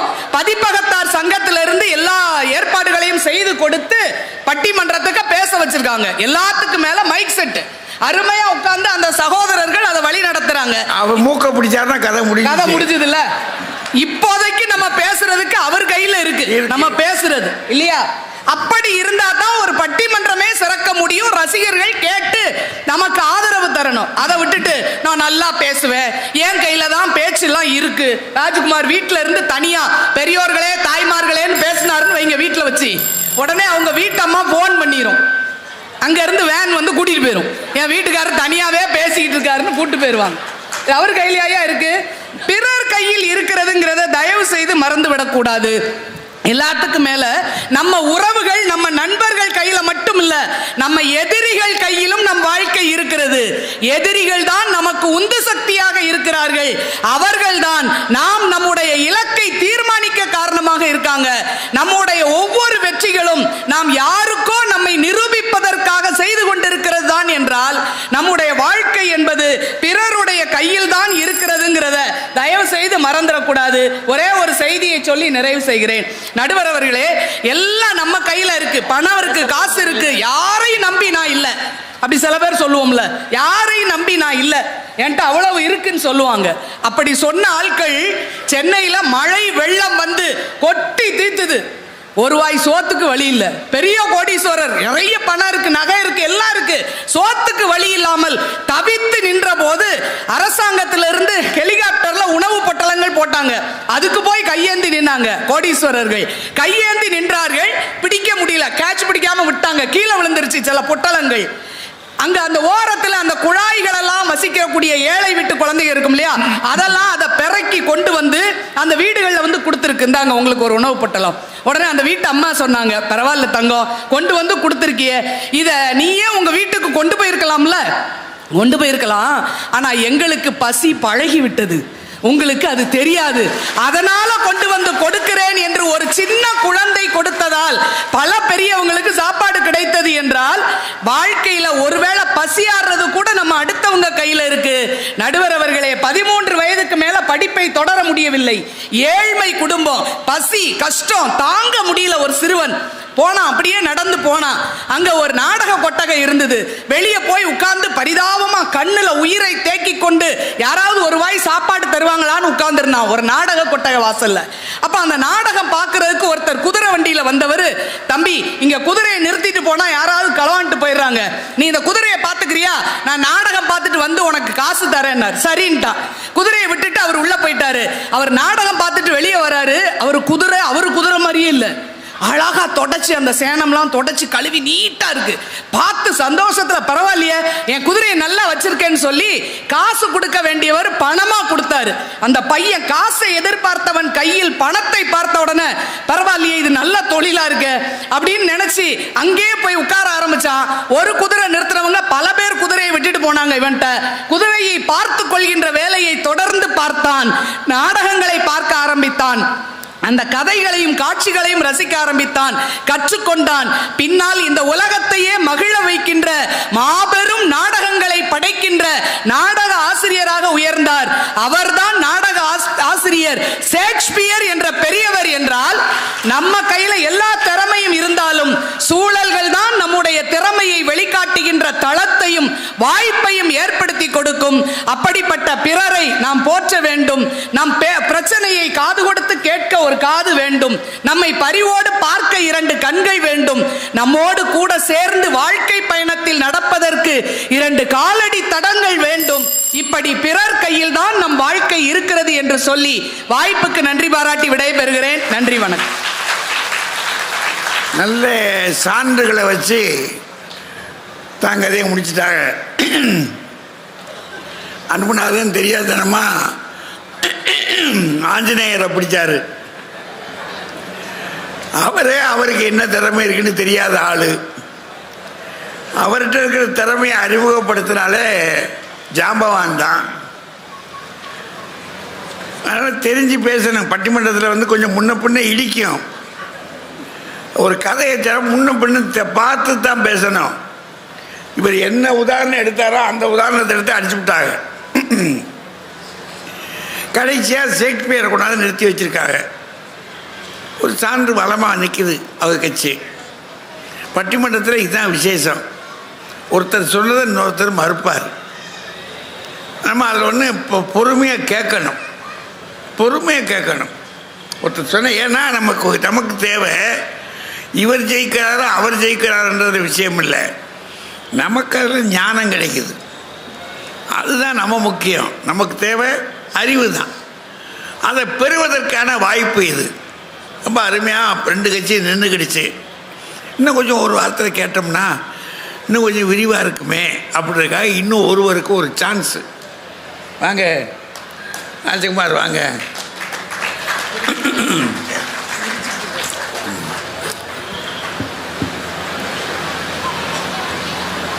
அன்னை தமிழின் அருந்தவ புதல்வர், பட்டிமன்ற பிதாமகர், பத்மஸ்ரீ தமிழறிஞர் ஐயா அவர்களே, பட்டிமன்ற அறிஞர் பெருமக்களே, காவல்துறை ஆணையாளர் அவர்களே, காவல்துறை அதிகாரிகளே, இந்த புத்தக திருவிழாவை தமிழ் திருவிழாவாக மிகச்சிறப்பாக நடத்தி மகிழ்ந்து கொண்டிருக்கின்ற மாவட்ட நிர்வாகத்தை சார்ந்த அதிகாரிகளே, பெரும் திரளாக அமர்ந்த நிலையிலும் நின்ற நிலையிலும் சாப்பிட்ட நிலையிலும் நிகழ்ச்சியை கேட்டுக்கொண்டிருக்கின்ற தமிழ் சொந்தங்களே, உங்கள் அனைவருக்கும் அன்பின் வணக்கம். கேட்டது தப்பாயா? அந்த பஜ்ஜி நல்லா இருக்கும் போல இருக்கு. அங்க இழுக்கதான் செய்யுது. நடுவர் அவர்களே, எனக்கு முன்னால் பேராசிரியை முனைவர் ரேவதி சுப்புலட்சுமி வந்தாங்க. அவங்க பேசும்போது ஒரு விஷயத்தை என்னை பற்றி சொன்னாங்க. நான் வீட்டில் தனியாக உட்காந்து பேசிக்கிட்டே இருப்பேனா, கத்தி பேசிக்கிட்டே இருப்பேனா, பட்டிமன்றத்தில் பேசுகிற மாதிரியே பேசிக்கிட்டே இருப்பேனா, உடனே ஆம்புலன்ஸுக்கு ஃபோன் பண்ணி வண்டி வந்து என்னை இழுத்துட்டு போகுமா? இல்லை, அதாவது அவங்க வீட்டில் அவங்க வீட்டுக்காரர் அதே தொழிலில் தான் இருக்காங்க. நீங்கள் இது என்ன, அவங்க கூட தான் நான் பட்டிமன்றத்துக்கு பல வருஷமாக ட்ராவல் பண்ணிக்கிட்டு இருக்கேன். அடுத்தவங்களை நம்புனா ஆம்புலன்ஸ் வரைக்கும் நம்மளை கொண்டு போயிருவாங்கங்கிறதுக்கு இது ஒரு உதாரணம். இப்போ பதறிட்டேன். என்னம்மா இந்த அளவுக்கு யோசிக்கிறாங்க பாருங்க. ஒன்று தெரியுமா உங்களுக்கு? அடுத்தவர்களை எதிர்பார்த்து வாழ்வது வாழ்க்கை அல்ல. எது வந்தாலும் சமாளிப்பேன் என்று எல்லாவற்றையும் எதிர்கொண்டு வாழ்வதுதான் உண்மையான வாழ்க்கை. அதைத்தான் எங்கள் காவல்துறை அதிகாரி அவர்களும் சொன்னார்கள். அப்படி வாழ்ந்ததால் தான் இந்த இடத்தில் வந்து அவர் அமர்ந்திருக்கிறார். எங்கிருந்து அதாவது பத்திரிகைகள் எல்லாம் ரொம்ப நல்லா படிக்கிறாங்க, அதிகம் யூடியூப் சேனல் பார்க்குறாங்கன்னு தெரியுது. ரொம்ப பார்க்காதுங்க, சிக்கல் வந்துடும். என்னன்னா இப்போ சமீபத்தில் அகரம் ஃபவுண்டேஷனுடைய அந்த ஆண்டு விழா நடந்து எல்லாருமே பார்த்துருப்பீங்க. அதில் 51 மருத்துவர்களை அவர்கள் உருவாக்கி இருக்கிறார்கள்னு அந்த செய்தியை நம்ம எல்லாரும் பார்த்தோம். அது அவங்க பக்கத்துக்கு சாதகமாக அவங்க எவ்வளவு திருப்புறாங்க தெரியுமா? ரொம்ப ரசித்தேன். ஆனால் ஒரு விஷயம் தெரியுமா, அவங்களே சொன்னாங்க, அந்த பிள்ளைகளுடைய வீடு கல் உடைக்கிற குடும்பம், கரண்டே இல்லாத குடும்பம். இங்க இருந்தெல்லாம் பிள்ளைகள் வந்தாங்க. ஆனா அந்த வீட்டு பிள்ளை கல்லை உடைச்சிக்கிட்டே கல்வி பயின்று இருக்கிறான். நீங்க கரண்டே இல்லாத வீட்டில் இருந்துகிட்டு படிச்சிருக்கிறான். பணம் இல்லை, பெற்றோர்களின் உதவி இல்லை, சொந்தக்காரங்களுடைய உதவி இல்லை. ஆனால் ஒன்றே ஒன்று மட்டும் அவர்களிடம் இருந்தது, அதுதான் கல்வி. ஆகவேதான் அகரம் தேடி வந்து உதவி செய்தது. நீங்க எது இருந்தாலும் நம்மால் ஜெயிக்க முடியாது, ஆனால் கல்வி வைத்திருப்பவன் தோற்றதாக வரலாறே இல்லை. அதான் உண்மை. அடுத்தது அப்துல் கலாம். இப்ப எதையாவது சொல்லிட்டு அப்துல் கலாம்னு சொல்லிட்டா போதும்ல, இது அப்படி ஒரு ஃபேஷன் ஆயிடுச்சு. அப்துல் கலாம் அவர்கள் ஆசிரியரை அவருடைய நன்றி உணர்வு, பள்ளிக்கூட ஆசிரியர்களையும் தேடி போனார், கல்லூரி பேராசிரியர்களையும் தேடி போய் நன்றி செலுத்துறது அது தமிழனுடைய பண்பு. அதை நம்முடைய அப்துல் கலாம் அவர்கள் பின்பற்றினார்கள். நான் ஒன்று கேட்குறேன், ராமேஸ்வரத்தில் தொடக்கப்பள்ளியில் படிச்சுக்கிட்டு இருக்கிற மாணவனை கடற்கரையில் போய் பறவைகளை பார் என்று காட்டினார். ஒரே ஒரு கேள்விதான், நிறைந்த மன்றம், கல்வி கற்றவருடைய மன்றம். அப்துல் கலாமுக்கு மட்டும்தான் பறவைகளை காட்டினாரா, அந்த வகுப்புல உள்ள எல்லா மாணவர்களுக்கும் காட்டினாரா? ஒரு கேள்வி. அப்படியே இருக்கலாம். ஒரு கேள்வி. அப்ப வகுப்புல இருக்கிற இப்ப குறைந்தது அந்த காலத்துல ஒரு 30-40 மாணவர்கள் இருந்திருப்பார்ல, எல்லா மாணவர்களையும் அழைத்து வந்து பறவையை காட்டினார். எல்லோரும் பறவையை பார்த்தார்கள். அப்துல் கலாம் மட்டும்தான் பறப்பதற்காக பறவையை பார்த்தார். அதனால் அவர் கனவில் வெற்றி பெற்றார். அதனால் தான் சொன்னார், கனவு காணுங்கள்னு சொன்னார். தூக்கத்தில் வருவது அல்ல கனவு, உன்னை தூங்க விடாமல் செய்தால் அதுதான் கனவு என்று சொன்னார். அந்த எண்ணம் நமக்கு இருக்கணும். இன்னொன்னு, பட்டிமன்றம் பேசுகிறீர்கள், பார்வையாளர்கள் கைத்தட்டவில்லை என்றால் நீங்கள் என்ன செய்வீர்கள்? ஒரு கேள்வியை கேட்டாங்கல்ல, அந்த அவங்க பக்கத்துக்கு பாயிண்டா எல்லாத்தையும் அள்ளி விடுங்க. நான் ஒன்று கேட்கிறேன், இந்த தமிழ் பெரும் கூட்டம் என்பது எங்கள் தமிழறிஞர்களுக்காக வந்திருக்கின்ற கூட்டம், அது தமிழுக்காக வந்திருக்கின்ற கூட்டம். ஐயா, பட்டிமன்றம் 60 ஆண்டுகளை கடந்து வெற்றிகரமாக ஓடிக்கொண்டிருக்கிறது. அந்த கணவனா மனைவியாங்கிற தலைப்பு இருக்கு இல்லைங்க, அந்த தலைப்பு இந்த மண்ணில் தோன்றி 50 ஆண்டுகளை நிறைவு செய்திருக்கிறது. பட்டிமன்றத்தை எங்க இருந்த பட்டிமன்றம் தெரியுமா? இலக்கியவாதிகள் கையில் இலக்கியத்தை மட்டுமே பேசிக் கொண்டிருந்த பட்டிமன்றத்தை பாமரர்களின் வாழ்க்கையையும் பேச வைத்தவர் எங்கள் தமிழறிஞர். அதற்காக வந்திருக்கின்ற கூட்டம். நீங்க எல்லாத்தையுமே சென்றுறது. இதுக்காக ஒரு கட்சிக்கு தலை தீர்ப்பு எடுக்க மாட்டேன். இல்லையா? உண்மை, நான் உண்மையை சொன்னேன். மதுரையில வந்திருந்துகிட்டு உண்மையை சொல்லலன்னா எப்படி? ஆண்டவனே இருந்தாலும் நாம் உண்மையை சொல்லலாம் என்று நிரூபித்த மண் இந்த மண், எங்கள் தமிழின் தவப்புதல்வன். அதுக்காக சொன்னேன். நடுவர் அவர்களே, எழுத்தாளர்கள் புத்தக கண்காட்சி, எழுத்தாளர்கள் வாசகர்கள் வாங்கவில்லை என்றால் புத்தகங்கள் என்ன செய்யும் சொன்னாங்கல்ல. நான் ஒன்று கேட்கிறேன், நிறைய புத்தகங்கள், லட்சக்கணக்கான புத்தகங்கள் இருக்கு, எல்லா புத்தகங்களையுமா வாசகர்கள் வாங்குகிறார்கள்? எந்த எழுத்தாளர் மக்களுக்காக எழுதியிருக்கிறாரோ அந்த எழுத்தாளருடைய புத்தகங்களை போட்டி போட்டு வாங்குவார்கள். இன்றும் புதுமை பித்தன் வாசிக்கப்படுகிறார், வாங்கப்படுகிறார். ஜெயகாந்தன் வாசிக்கப்படுகிறார், வாங்கப்படுகிறார். கல்கியின் பொன்னியின் செல்வன் எத்தனை ஆண்டுகள் கடந்தது, அதுவும் பிரபலமாக நிறைய விற்பனை ஆகிறது. அப்படின்னா என்ன அர்த்தம் தெரியுமா? யார் வர வேண்டும் என்பதை அவருடைய எழுத்து தான் தீர்மானிக்கிறது. அந்த உணர்வு நமக்கு இருக்கணும். எல்லாத்தையுமே மேடம் அழகா சொல்லி இருக்கிறாங்க. நீங்க கர்ணன், அடேங்கப்பா, ஐயா சொன்ன உடனே அதுக்கு மறுப்பு சொல்றாங்களாம். ஏன்னா அவங்க தமிழ் பேராசிரியை, அதனால அவங்களுக்கு படிச்ச சிலபஸ்ல அது இருக்கு, அதனால சொல்லிடுறது. என்னன்னா கர்ணன் ஒண்ணு தெரியுமா? தன்னம்பிக்கையின் உதாரணம். பொதுவா நமக்கு மாதா பிதா குரு தெய்வம் 4 பேர் துணைங்கிறத நம்முடைய முன்னோர்கள் வருஷப்படுத்தி இருக்கிறாங்க. எல்லாருக்கும் இந்த 4 பேர்ல ஏதாச்சும் ஒரு சிலருடைய உதவியாவது இருக்கும். ஆனா கர்ணனுக்கு மட்டும்தான் மாதா பிறந்த உடனேயே தொட்டியில் அந்த இதுல வச்சு ஆற்றுல விட்டுட்டாங்க இல்லைங்களா? அம்மாவின் உதவி இல்லை. தந்தை சூரிய பகவான் உதவி இல்லை. குரு வித்தைகளை கற்றுக் கொடுத்தார், சாபமும் கொடுத்தார். தெய்வம் எதிரணியில் நின்று அவனை கொல்வதற்காக நாள் குறித்து கொண்டிருந்தது. மாதா பிதா குரு தெய்வம் இந்த நான்கும் துணை இல்லாமல் தன்னம்பிக்கையாலும் உழைப்பாலும் தன்னுடைய கொடை திறமையாலும் உயர்ந்தவன் கர்ணன். அதை சொல்லியாச்சு. அடுத்தது இதாவது நம்ம அவங்க சிலபஸ்ல இருக்கு. அடுத்தது ஷேக்ஸ்பியரை பற்றி ஒரு விஷயம் சொன்னாங்க பாருங்க. நான் ரொம்ப ஆடி போயிட்டேன். ஷேக்ஸ்பியர், நான் இங்கிலீஷ் லிட்ரேச்சர் படிச்சவன். நிஜமாவே ஷேக்ஸ்பியர் அவங்க அந்த கதையை பாருங்க. குதிரை நாடக கொட்டகைக்கு வெளியில அந்த சிறுவன் நிற்கிறான். ஒருத்தர் குதிரையை கொண்டு வர்றார். குதிரையை பார்த்துக்கப்பான்னு சொன்னார். சொன்னதை தானே அவன் செய்யணும். ஆனா அவன் என்ன செஞ்சான் தெரியுமா? அந்த குதிரையை நல்லா சுத்தம் பண்ணி கழுவி எல்லாத்தையும் பண்ணி அவ்வளவு பளபளப்பா வச்ச உடனே குதிரையை பார்த்துக்க தான் சொன்னார். அவன் என்ன பண்ணான்? குதிரையை பராமரிக்க ஆரம்பித்தான். அப்ப அவனுடைய மதிநுட்பமும் உழைக்கும் திறனையும் அவரை கவர்ந்ததால் காசு கொடுப்பதற்கு பதிலாக நோட்டு கொடுத்தார், பணம் கொடுத்தார். அவன் அதோட நிப்பாட்டல்ல. அவன் என்ன நினைக்கிறான்? புத்திசாலித்தனமா யோசிக்கிறான். இந்த நாடக கொட்டகைக்கு குதிரை லாயம் எதுவுமே இல்லைல்ல, அதனால நாம் அதை உருவாக்குவோம்னு சொல்லிக்கிட்டு அந்த இடத்துக்கு ஒரு குதிரையை பராமரிக்கக்கூடிய ஒரு ஷெட்டை உருவாக்கினான். அதோட நிக்கல, நாடக கொட்டகைக்குள்ளாலேயே போனான். நாடகத்தை பார்த்தான். ஆனால் பார்த்தது மட்டுமல்ல, நாடகத்தை படைக்கவும் செய்தான். அதுதான் இன்றைக்கும் உலக இலக்கியங்களில் யாரும் தொட முடியாத உச்சம் ஷேக்ஸ்பியரின் நாடகங்கள். அவ்வளவு எழுத்துங்கிறது இன்றைக்கும் வாசிக்கப்படுகிறது, சிலாகிச்சு மேடைகளில் நடிக்கப்படுகிறது, திரைப்படமாக எடுக்கப்படுகிறது. ஒரே ஒரு ஜூலியஸ் சீசர்னு ஒரு நாடகம் இருக்குங்க. அந்த ஜூலியஸ் சீசர் சொல்றது மாதிரி ஒரு வாசகம் வரும். என்ன தெரியுமா? ஒருத்தன் வந்து சொல்லுவான், நீ போகாதேன்னு சொல்லுவான். அவன் நான் போவேன், நான் தைரியம் இருக்குல்ல. அப்ப ஒரு வார்த்தை வரும், cowards die many but the valiant never. I am like a northern star அப்படிம்பா. என்ன தெரியுமா? கோழைகள் செத்து செத்து பிழைக்கிறார்கள், நான் வீரன், வீரனுக்கு ஒரு முறைதான் சாவு என்று துணிந்து சென்றவன் இன்றும் வரலாற்றில் வாழ்கிறார். அதான் விஷயம். நீங்க எல்லா விஷயத்த என்ன தெரியுமா? வாழ்க்கையில நம் கையிலேங்கிறது தன்னம்பிக்கை, உழைப்பு, தைரியம். இது மூன்றும் தாங்க நம் கையில். இந்த வாழ்க்கைங்கிற வார்த்தை இருக்குல்ல, வெறும் 4 எழுத்து தான். ஆனா அது 5 பொருள் தருதுங்க.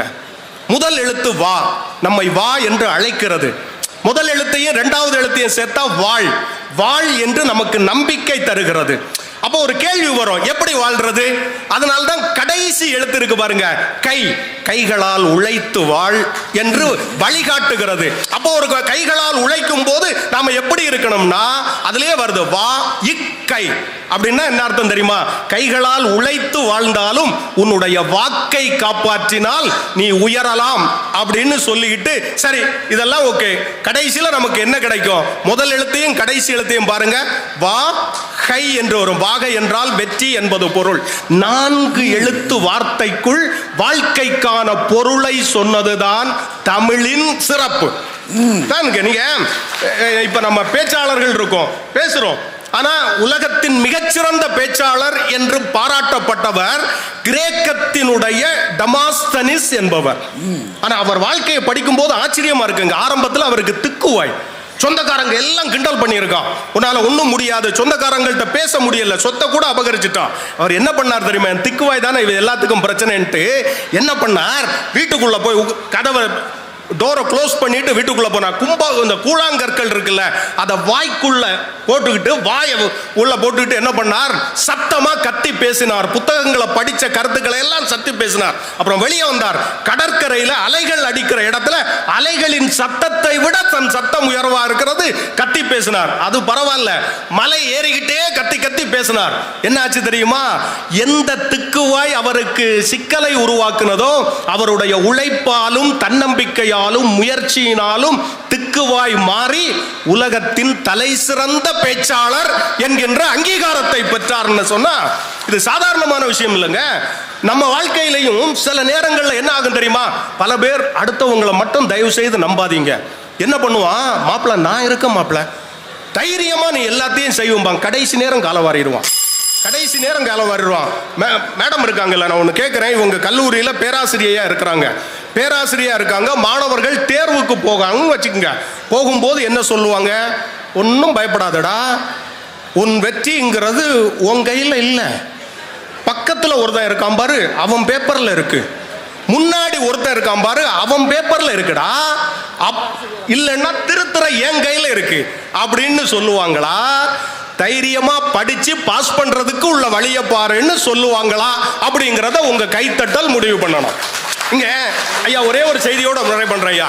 நம்ம என்ன இருக்குன்னு தெரியுமா? நம்ம கொஞ்சம் கொஞ்சமா முன்னேறிக்கிட்டே இருப்போம். ஆனால் முன்னேற்றத்தால் பொறாமைப்பட்டவர்கள் எப்போதும் நம்மை அழிப்பதற்கு தயாராக இருப்பார்கள்ங்க.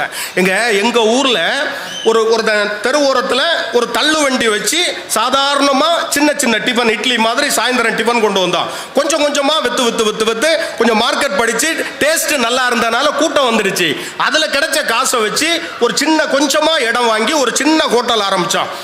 சின்ன ஹோட்டல் ஆரம்பிச்சு அது பிக்கப் ஆக ஆரம்பிச்சு 10 வகையான தோசை எல்லாம் போட்டார். கூட்டம் வர ஆரம்பிச்ச உடனே ஏற்கனவே ஹோட்டல் நடத்தினவங்க எல்லாம் இவன் மேல பொறாமப்பட்டான். ஒரு நாள் நடந்ததுங்க, இரவு நேரத்தில் மொத்த ஹோட்டலையும் தீ வச்சு எரிச்சிட்டான். அதிகாலையில கடை திறக்கிறதுக்கு வந்து பார்த்தவர் துடிச்சு போயிட்டார். அப்படியே ஊரே வேடிக்கை பார்க்குது. அப்படியே உடஞ்சு போய் உட்கார்ந்தவர் அடுத்த நிமிஷம் எந்திரிச்சார். எரிஞ்சு கிடக்கிற அந்த கறிக்கட்டைக்கு உள்ளால போனார். உள்ள போயிட்டு அந்த எரிஞ்ச அந்த பலகை கரகரன்னு இருக்கல ஒரு பலகை எடுத்தார். என்ன இந்த ஆளுக்கு பைத்தியம் பிடிச்சு போச்சோன்னு எல்லாரும் பார்த்தாங்க. எடுத்து ஒரு சாக் பீஸ் எடுத்து என்ன எழுதினார் தெரியுமா? கடை வழக்கம் போல் நாளையிலிருந்து செயல்படும்னு எழுதினார். இதைத்தான் திருவள்ளுவர் சொன்னார், சிதைவிடத்து ஒல்கார் உறவோர் புதையம்பின் பட்டு பாடூன்றும் களிறு. போர்க்களத்தில் களிறு யானை இருக்கிறது, அம்புகளை எல்லாம் தாங்கும். அப்படியே விழுந்த நேரத்தில் அடுத்த நிமிஷம் எந்திரிச்சு மீண்டும் தைரியத்தோடு போராடும். அதுதான் நம் வாழ்க்கை. தன்னம்பிக்கையோடு போராடுகிற போது நம்மை வீழ்த்த நினைப்பவர்களும் நம்மை வாழ்த்துவார்கள். நம் வாழ்க்கை நம் கையில். வாய்ப்புக்கு நன்றி, வணக்கம். அருமையான சொல்லியிருக்காரியா சில செய்தி. ஷேக்ஸ்பியர் வாழ்க்கை எப்படி வந்திருக்கு பார்த்தீங்களா? இதெல்லாம் பல்கலைக்கழகங்கள் நடத்த வேண்டிய பாடம். நம்ம பல்கலைக்கழகங்கள்லையும் கல்லூரிகள்லையும் இது நடத்துகிறாங்க. மேடையில் கொண்டாந்து 2 பேர் அடித்து தூள் படுத்திருக்காங்க. எப்படி ஒரு சம்சாரம் விரட்டி விட்டுட்டான். அதான் விஷயம். அங்கே அவன் ஊருக்குள்ளே கிராமத்துக்குள்ளே உட்காந்துருந்தான். உட்காந்துக்கிட்டு இருந்த விட்டு சொல்லிட்டாவா, இந்த ஜோலியை பார்த்துக்கிட்டே தெரியாது, வெறும் பிள்ளை பார்த்துக்கிட்டே தெரியலான்னு பார்க்குறியா? வேலை பார்த்தா தான் பிள்ளையை கஞ்சி குடிக்க முடியும். ஊருக்கு ஓடு அப்படின்ட்டான். இது வேலைக்கு பார்க்க போடுன்னு. அவன் கிராமத்திலேருந்து நாங்கள் போனோம். அந்த கிராமத்துக்கு பார்க்கறதுக்காக போனோம். நாங்கள் போன நேரம் மூடிவிட்டாங்க. அழைச்சிட்டு போனவங்க சரியாக கூப்பிடாமல் போயிட்டாங்க. அங்கே இருந்து நான் போன ஞாபகம் இல்லை. நீ போனியா? அந்த ஏரியாவை பார்த்தோம். அந்த வீடுக்குள்ளே போகல, வீட்டுக்குள்ளே போக முடியல. ஏரியாவை பார்த்தோம். அந்த தெருவிலே இருந்தோம். கொஞ்சம் நேரம் இருந்தோம். அந்த நடந்த இடத்துலையாவது கொஞ்சம் இருப்போம் அப்படின்னு. அவன் கடைசி விரட்டி விட்டுட்டான். விரட்டி விட்டவன் தான் அவன் இது இங்கிலாந்தில் வந்து லண்டனில் வந்து நாடகக்கோட்டையில் வேலை பார்த்தான். அப்படி முன்னேறினாயா அவன் அப்படின்னு அந்த வரலாற்றை எடுத்து வச்சு நல்ல செய்தி சொல்லியிருக்கார். அருமையான செய்தி. அதுக்கு கடைசியாக திருக்குறளையும் கொண்டாந்து சான்று விட்டுருக்கார். இவ்வளவு தெளிவாக இருக்க, இதை வச்சு ராஜாணி என்ன செய்ய போகிறாரு? வாங்க.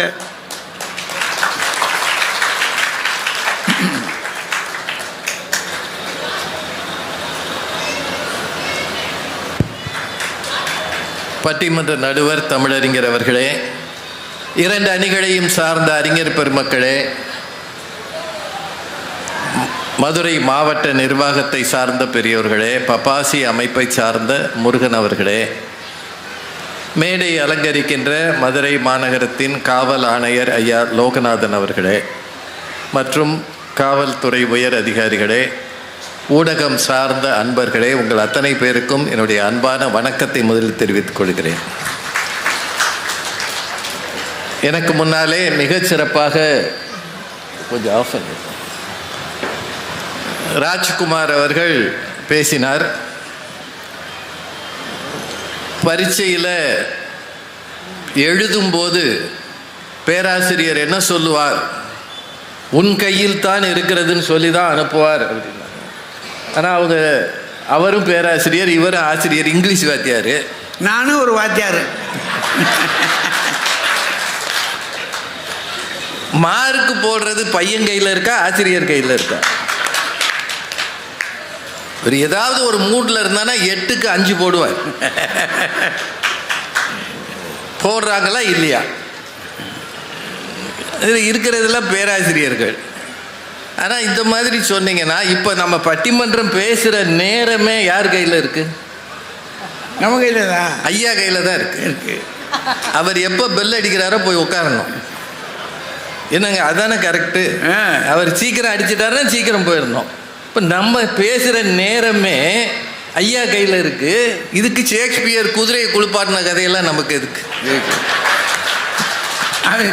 குதிரையை மேய்ச்சாருன்னா புல்ல மேய்ச்சான சரி, குதிரையை குளிப்பாட்டினவன்லாம் ஷேக்ஸ்பியர் ஆயிட்டானா? உலகத்தில் ஒரு குதிரை தான் இருந்துச்சா, இல்லை ஒருத்தன் தான் குளிப்பாட்டினா?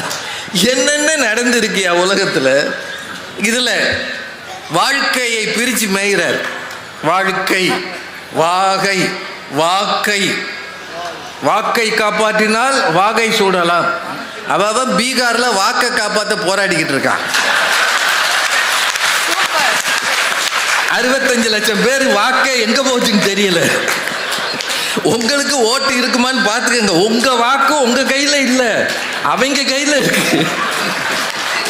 நாங்களே நொந்து கிடக்கோம். இவர் வாழ்கை, வாக்கை. இந்த வாத்தியார்களை விட்டா பிரச்சனையே இதுதான். என்னத்தையாவது சொல்லி அதான் வகுப்புல ஒரு பையில இருக்க மாட்டேங்க. ஹோட்டல்ல தீ வச்சுட்டு போயிட்டானா அவன் கறிக்குட்டை எடுத்து எழுதுனாலாம். ஒழுங்கா இருந்த ஹோட்டல்ல தீ வச்சிருக்கான், இன்னொருத்தன் கையில வந்து சிக்கி இருக்கு. அவன் அதை திரும்ப சரி பண்ண எவ்வளவு கஷ்டப்பட்டிருப்பான். என்ன பேசுறாருன்னே தெரியல. அப்துல் கலாம் ஐயாவுக்கு பறவையை காட்டியது ஆசிரியர் இல்லை. நீங்க வரலாறு அக்னி சிறகுகள் சரியா படிச்சீங்கன்னா தெரியும். அப்துல் கலாம் ஐயா அவர்கள் ராமேஸ்வரத்திலிருந்து ராமநாதபுரத்துக்கு படிக்க போனோம். அந்த காலத்தில் மேல் படிப்பு ராமநாதபுரத்தில் தான் இருந்தது. அப்போ அவங்க அப்பா இவர் போகிறதுக்கு யோசிச்சார். அவங்க அம்மாவும் தடை பண்ணாங்க. இப்போ அவங்க அப்பா கூட்டு போய் ராமேஸ்வரம் கடற்கரையில் வானத்தில் பறக்கிற பறவையை பார், அது திசை தெரியாமல் எங்கெங்கோ பறக்கிறது, திரும்பவும் தன்னுடைய கூட்டை தேடி வருகிறது, அது மாதிரி நீயும் பறந்து போய் திரும்பி வா அப்படின்னு சொல்லி அனுப்புனார். சொன்னது அவங்க அப்பா. இதை சொல்றது சரி. ராஜ்குமார் வந்தோடனே ஒன்று சொன்னார், நீங்கள் கவனிச்சிங்களா? அடுத்தவர்களை எதிர்பார்ப்பது வாழ்க்கை அல்ல, எது வந்தாலும் நாமே சமாளிப்போம் என்று எதிர்கொள்வது தான் வாழ்க்கை சொன்னார் இல்லையா? ஞாபகம் இருக்கா உங்களுக்கு? இருக்கு. இப்போ ராஜ்குமார் வீட்டில் ராத்திரி 10 மணிக்கு 2 ரவுடி பயல்கள் வந்து வாசலில் நிற்கிறாங்க. ஏன் ராத்திரி இதுக்கு பகல்லே வரட்டும். நான் ஏதோ ஒரு பொருள் அந்நேரம் ராஜகுமார் மனைவிட்ட என்ன சொல்லணும்? நாமே நம்ம எதிர்கொள்வோம், அடுத்தவரை எதிர்பார்க்க கூடாது, நாம் தான் செய்ய வேண்டும் சொல்லணுமா இல்லையா? ஆமா. 100க்கு எதுக்கு போன் பண்றீங்க?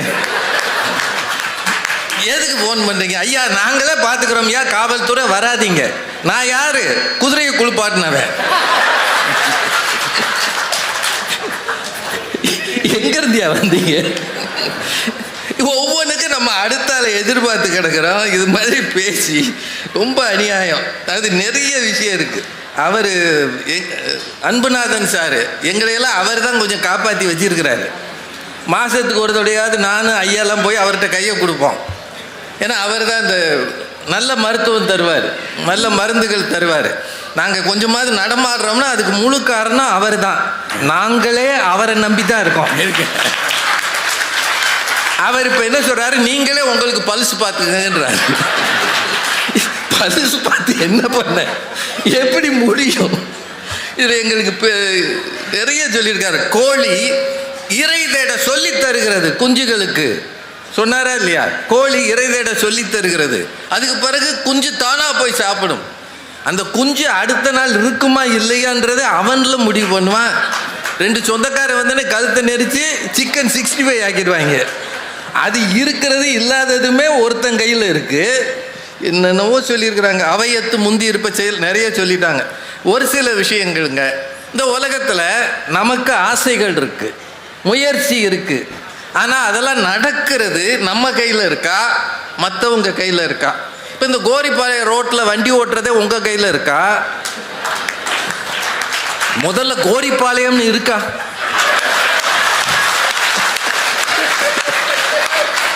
அடுத்த வருஷம் அழகர் வந்தார்னா இது வர்ற ரோடே இல்லையா, வேற ரோடுன்னு சொல்ல போறாரு. அவர் வந்த ரோடு இது இல்லை. அமெரிக்கன் காலேஜே காணோம், ஏரியா பூரா நொறுங்கி கிடக்கு. இது நம்ம கையிலையா இருக்கு? இப்போ நாங்களே வண்டி ஓட்டிட்டு போகிறோம். இப்போ காவல்துறை என்ன செய்யுது, இனிமேல் இந்த பக்கம் போகாதே. நம்ம சார் நேற்று வரைக்கும் இதில் வந்தேன் சார், அது நேற்று, இன்னைக்கு இது அடைச்சாச்சு, இந்த பக்கம் போ சொல்கிறீங்களா இல்லையா? நாங்கள் ரோட்டில் வர்றதே உங்கள் கையில் இருக்கியா, எங்கள் கையில். அதில் ஐயா அவர்கள் அந்த நம் கையில்ன்றதுக்கு நிறைய பாயிண்ட் சொன்னார். அதாவது இந்த அணிக்கு மொத்தம் 3 பேர் பேசியிருக்கிறாங்க, எங்கள் அணிக்கு 2 பேர் தான். ஒரு சில விஷயங்கள் ஜிஎஸ்டி இப்போ குறைச்சிருக்கிறாங்க 8 வருஷம் கழிச்சு. முன்னாடி 4 ஸ்லாப் இருந்தது, இப்போ 2 ஸ்லாப் ஆயிடுச்சு. ஒரு 8 வருஷம் கழிச்சு நாட்டுக்கு ஒரு நல்லது நடந்திருக்கு. இது நம்ம கையில் இருக்கா, அவங்க கையில் இருக்கா? சார் தங்க விலை 10,005 ரூபா 1 கிராம். 1972 ஒரு பவுன் 250 ரூபாய்க்கு விற்றுருக்கு. 250 ஃபார் 8 கிராம்ஸ். 8 கிராம் 250 ரூபா. இன்னைக்கு 10,005 ரூபா 1 கிராம். இன்னும் 1 வருஷம் போனால் போயிடும். வாங்குறவங்களாம் இப்பயே வாங்கிக்கோங்க. இந்த விலையேற்றம் மாற்றம் உங்க கையில் இருக்கா, யார் கையில் இருக்கு? ட்ரம்ப் திடீர்னு 50% வரி கொடுத்தாரு, போட்டாரு. இதனால இந்தியா நெருக்கடியில் இருக்கு. திருப்பூர்ல இருந்து தூத்துக்குடியில இருந்து போனதெல்லாம் கப்பல் பாதியில் திரும்பி வருது. இது யார் கையில் இருக்கு? தூத்துக்குடியிலேருந்து கடல் உணவு நிறைய இந்த ராட்டு மீன் எல்லாம் அனுப்பி விட்டதை பாதியிலேயே திருப்பி விட்டாங்கன்னு சொல்கிறாங்க. அனுப்பி விட்டவங்களாம் எக்ஸ்போர்ட்டர்ஸ். இதை வாங்கி என்ன பண்ண போகிறாங்க? திருப்பூரில் இருக்கக்கூடிய பல ட்ரெஸ்ஸு, டிஷர்ட்டு உற்பத்தி எல்லாம் நிறுத்தி வச்சிருக்கிறாங்க. இப்போ நம்ம ஊர் தொழில் நம்ம கையில் இல்லை, அவன் போடுற டாக்ஸில் இருக்குன்னா இதுதானே நிலைமை. ட்ரம்ப்புக்கு எந்நேரம் என்ன புத்தி வரும்னு அவருக்கே தெரியாது, யாரை எங்க சேர்ப்பாருன்னு தெரியாது. இவ்வளவு சிக்கல் இருக்கு. இவங்க நம் வாழ்க்கை நம் கையில் அப்படின்னு சொல்றாங்க. இன்னொன்னுங்க, நம்ம ஊர்லங்க நிறைய வளர்ந்தவர்களை பற்றியெல்லாம் பேசினாங்க. ஐயாவும் பேசினாரு, நீங்கள் முன்னேறலாம் முன்னேறலாம்னு. சிவாஜி கணேசனை விட ஒரு பெரிய திறமசாலியான நடிகர் இருக்க முடியுமா? நீங்களே சொல்லுங்க. சிவாஜி கணேசன் அவர்கள் வாழ்நாள் முழுக்க ஒரு மனிதனை தேடி தேடி போய் பார்த்து பொங்கல் அன்னைக்கு நமஸ்காரம் பண்ணிட்டு வருவார். இது யாருன்னா பெருமாள் முதலியார்னு ஒருத்தர். சிவாஜி கணேசன் அவர்கள் நாடகங்களில் நடிக்கும்போது ரொம்ப ஒல்லியாக இருப்பாராம். பெண் வேஷம் போட்டே நடிச்சிருக்கிறாரு. அவரை கொண்டு வந்து பராசக்தின்ற படத்தில் 1950களில் அவரை கொண்டாந்து நடிக்க வைக்கிறாங்க. கொஞ்சம் படமே எடுத்துட்டாங்க, ஒரு 5000 அடி வரைக்கும் எடுத்துட்டு ஏவிஎம் நிறுவனம் போட்டு பார்க்குது. பார்க்கும்போது அவங்களுக்கு பிடிக்கலை, இந்த பையன் சரியில்லை, ஒல்லியாக இருக்கான், கதாநாயகனுக்கு சரியான ஆள் கிடையாதுன்னு வேண்டாம்னு சொல்லிட்டாங்க. ஆனால் அந்த பெருமாள் முதலியார்ன்றவர் மட்டும் இல்லை, இவன்தான் இந்த படத்தின் கதாநாயகன் உறுதியாக சொல்லியிருக்கிறார். சொன்னதும் இல்லாமல் சிவாஜி கணேசனை கொஞ்ச நாள் வச்சு நல்ல சாப்பாடு கொடுத்து உடம்பு கொஞ்சம் குண்டாக வச்சு ஏற்கனவே எடுத்த காட்சிகளை எல்லாம் திரும்பவும் படமாக்கி பராசக்தியை கொண்டு வந்தார். இந்த படம் வந்ததற்கு காரணம் சிவாஜி கணேசன் வந்த பிறகு பெரிய ஆள் ஆயிட்டாரு. நான் முதல் படத்தின் வாய்ப்பை உறுதியாக தந்தது யார்? பெருமாள் முதலியார். பெருமாள் முதலியார் இல்லை என்றால் சிவாஜி கணேசனே இல்லை என்பதுதான் உண்மை. அப்படின்னா அது யார் கையில் இருந்தது? பெருமாள் முதலியார். நீங்க எல்லாரும் கேட்டு ரசிச்ச பாட்டு ஒன்று இருக்கு, அல்லாஹ் அல்லாஹ் நீ இல்லாத இடமே இல்லை, நீதானே உலகின் எல்லைன்னு ஒரு பாட்டு இருக்கு. கேட்டிருக்கீங்களா? இந்த பாட்டை பாடுனது யாரு? எம்எஸ் விஸ்வநாதன். முகமது பின் துக்ளக்னு ஒரு படம். இந்த படத்தை, இந்த பாட்டு டைட்டில் சாங்கில் வரும். இந்த படத்தில் இந்த பாட்டை பாடுறது எம்எஸ்வி தான் பாடணும்னு சோ ராமசாமி விரும்பினார். ஏன்னா அவர் தான் இந்த படத்தில் நடித்தார், அவர் தான் டைரக்டும் பண்ணார், அவர் விரும்பினார். ஆனால் எம்எஸ் விஸ்வநாதன் மாட்டேன்ட்டார். இது இஸ்லாமிய பாட்டு, எனக்கு இது சரியாக பாடலைன்னா பிரச்சனை வந்துடும், நான் மியூசிக் போடுறேன், நீங்கள் முகமது ரஃபியை கூப்பிட்டு பாட வைங்க, அப்படி அவர் வரலைன்னா டிஎம்எஸ்ஸை பாட வைங்க அப்படின்னு ரொம்ப போராடி இருக்கிறாங்க. ஷோவுக்கு இவர் தான் பாடணுன்றது விருப்பம். கடைசியில் இவர் சொல்லியிருக்கிறார், சோ ராமசாமி சொல்லியிருக்கிறார், இங்கே பாருங்கள் எம்எஸ்வி ஒன்றும் வேண்டாம், 3 பேரை எழுதுவோம், டிஎம்எஸ், முகமது ரஃபி, எம்எஸ்வி, திருவுளை சீட்டு போடுவோம், நீங்களே எடுங்க, யார் பேர் வருதோ அவர் பாடட்டும். அவர் பாவம் அப்புறாணி மனுஷன், திருவிழா சீட்டு போட்டு 3ஐயும் குலுக்கி எம்எஸ்வியே எடுத்துருக்கிறாரு. எடுத்து பார்த்தா எம்எஸ் விஸ்வநாதன் வந்துருச்சு. பாடுங்கன்ட்டார், பாடிட்டாரு. அதுக்கு பிறகு சொன்னாரா 3 சீட்லையும் ஓம் பேர் தான் எழுதுனேன்.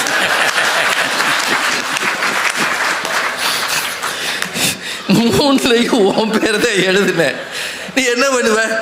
ஆனால் எம்எஸ்வியின் வாழ்க்கையில் மிக மிக மறக்க முடியாத பாடலாக இன்றைக்கும் அது இருக்கிறது. ஞாபகம் வச்சுக்கோங்க. அதை ஒருவர் நினைத்தால் இது மாதிரி செய்ய முடியும்.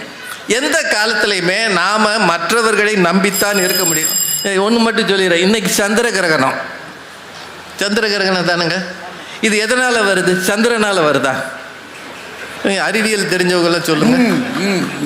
அது பாட்டுக்கு இருக்கு, அது இங்கே இருக்கு. சூரியன் இங்கே இருக்கு, அந்த வெளிச்சம் இங்கே பட்டு நமக்கு வெளிச்சம் வருது. கிரகணம் எப்படி வருது? இதுக்கு நடுவில் பூமி உள்ளே போயிடுது. போகுதா இல்லையா? கிரகணம்ன்றது சந்திரனுக்கும் சூரியனுக்கும் நடுவில் பூமி போகிறதால் வருவது.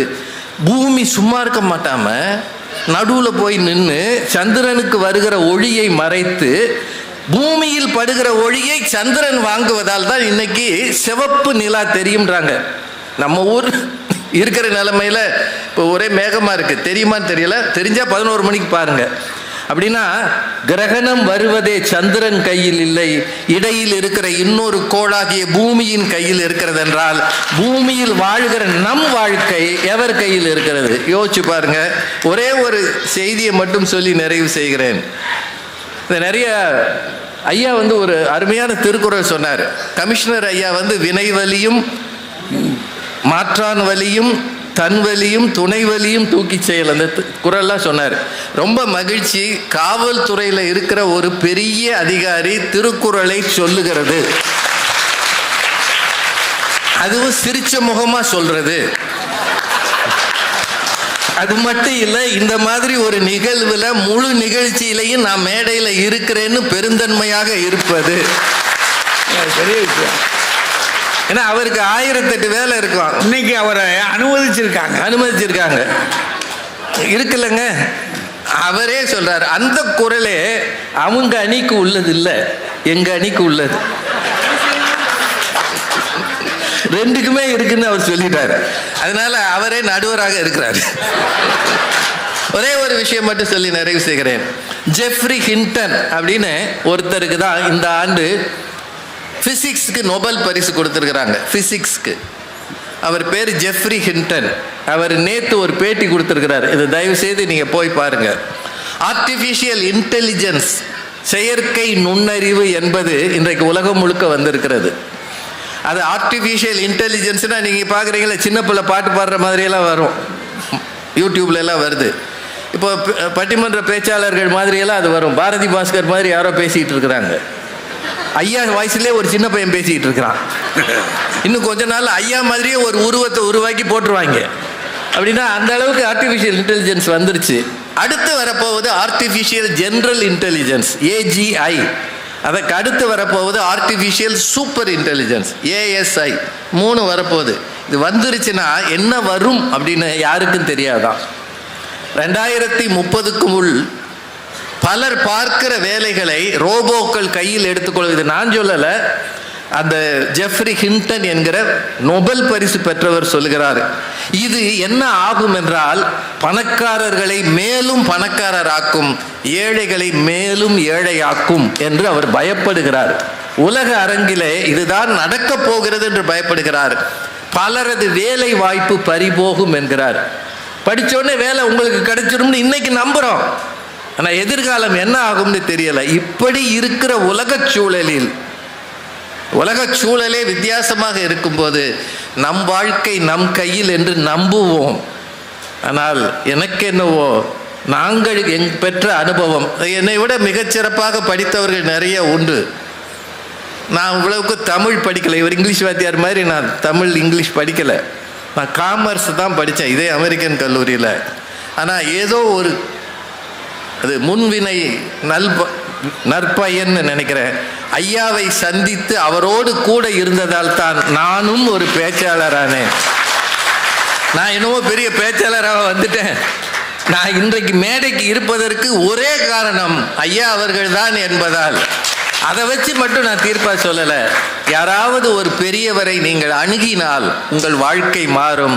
அதான் வள்ளுவர் பெரியாரை துணைக்கோடல்னு அரசருக்கே சொன்னார். நம் வாழ்க்கை நம் கையில் என்று நம்புவோம், ஆனால் உண்மையில் அது பிறர் கையில் தான் இருக்கிறது என்று சொல்லி நல்ல வாய்ப்புக்கு நன்றி கூறி நிறைவு செய்கிறேன். நன்றி, வணக்கம். போறியா?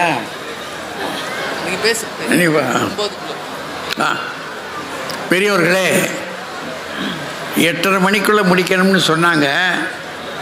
ஒரு 9 மணிக்குள்ளே முடிச்சிடலாமா? 9 மணி அதுக்குள்ளே முடிச்சிடலான்னு நினைக்கிறேன். ஏன்னா இப்போ தான் முடிச்சிருக்காங்க அவங்க.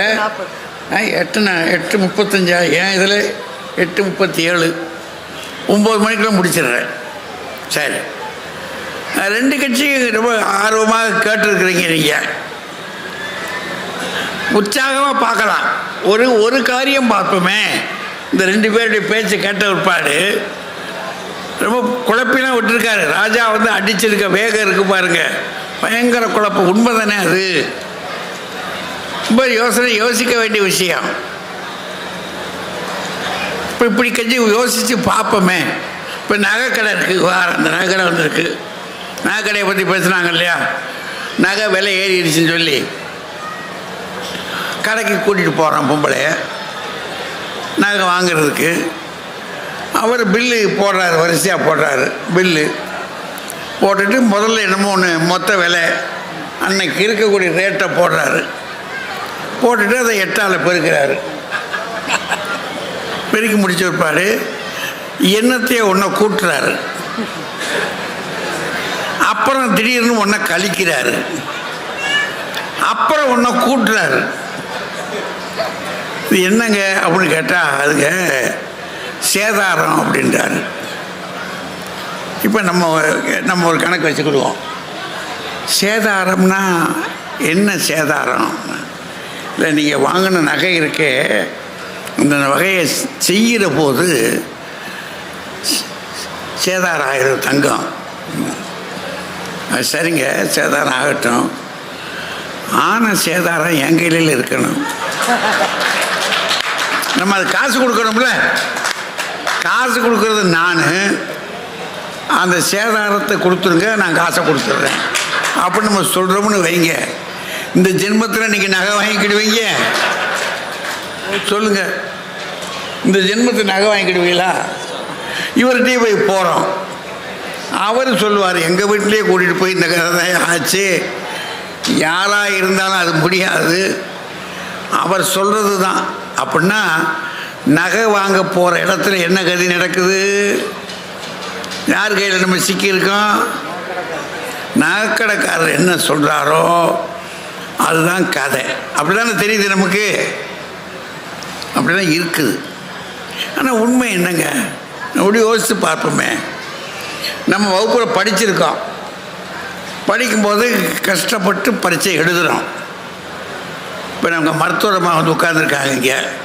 அவங்க மருத்துவர் தானே, மருத்துவமாக இருக்காங்க. அவங்க வந்து இருக்கிறது எங்களுக்கு ரொம்ப சந்தோஷம். ஏன்னா இவ்வளோ நேரத்தை செலவழித்து வந்து உட்காந்து கேட்குறாங்க பாருங்கள். அப்படின்னா அவங்களும் தேர்வு எழுதுகிறாங்க, நம்மளும் தேர்வு எழுதுகிறோம், அதே தேர்வு. ஆனால் நமக்கு போடும்போது 100க்கு 32ன்னு போடுறாங்க. அவங்களுக்கு போடும்போது 100க்கு 98ன்றாங்க. இந்த வேறுபாடு என்னால் வந்துச்சு?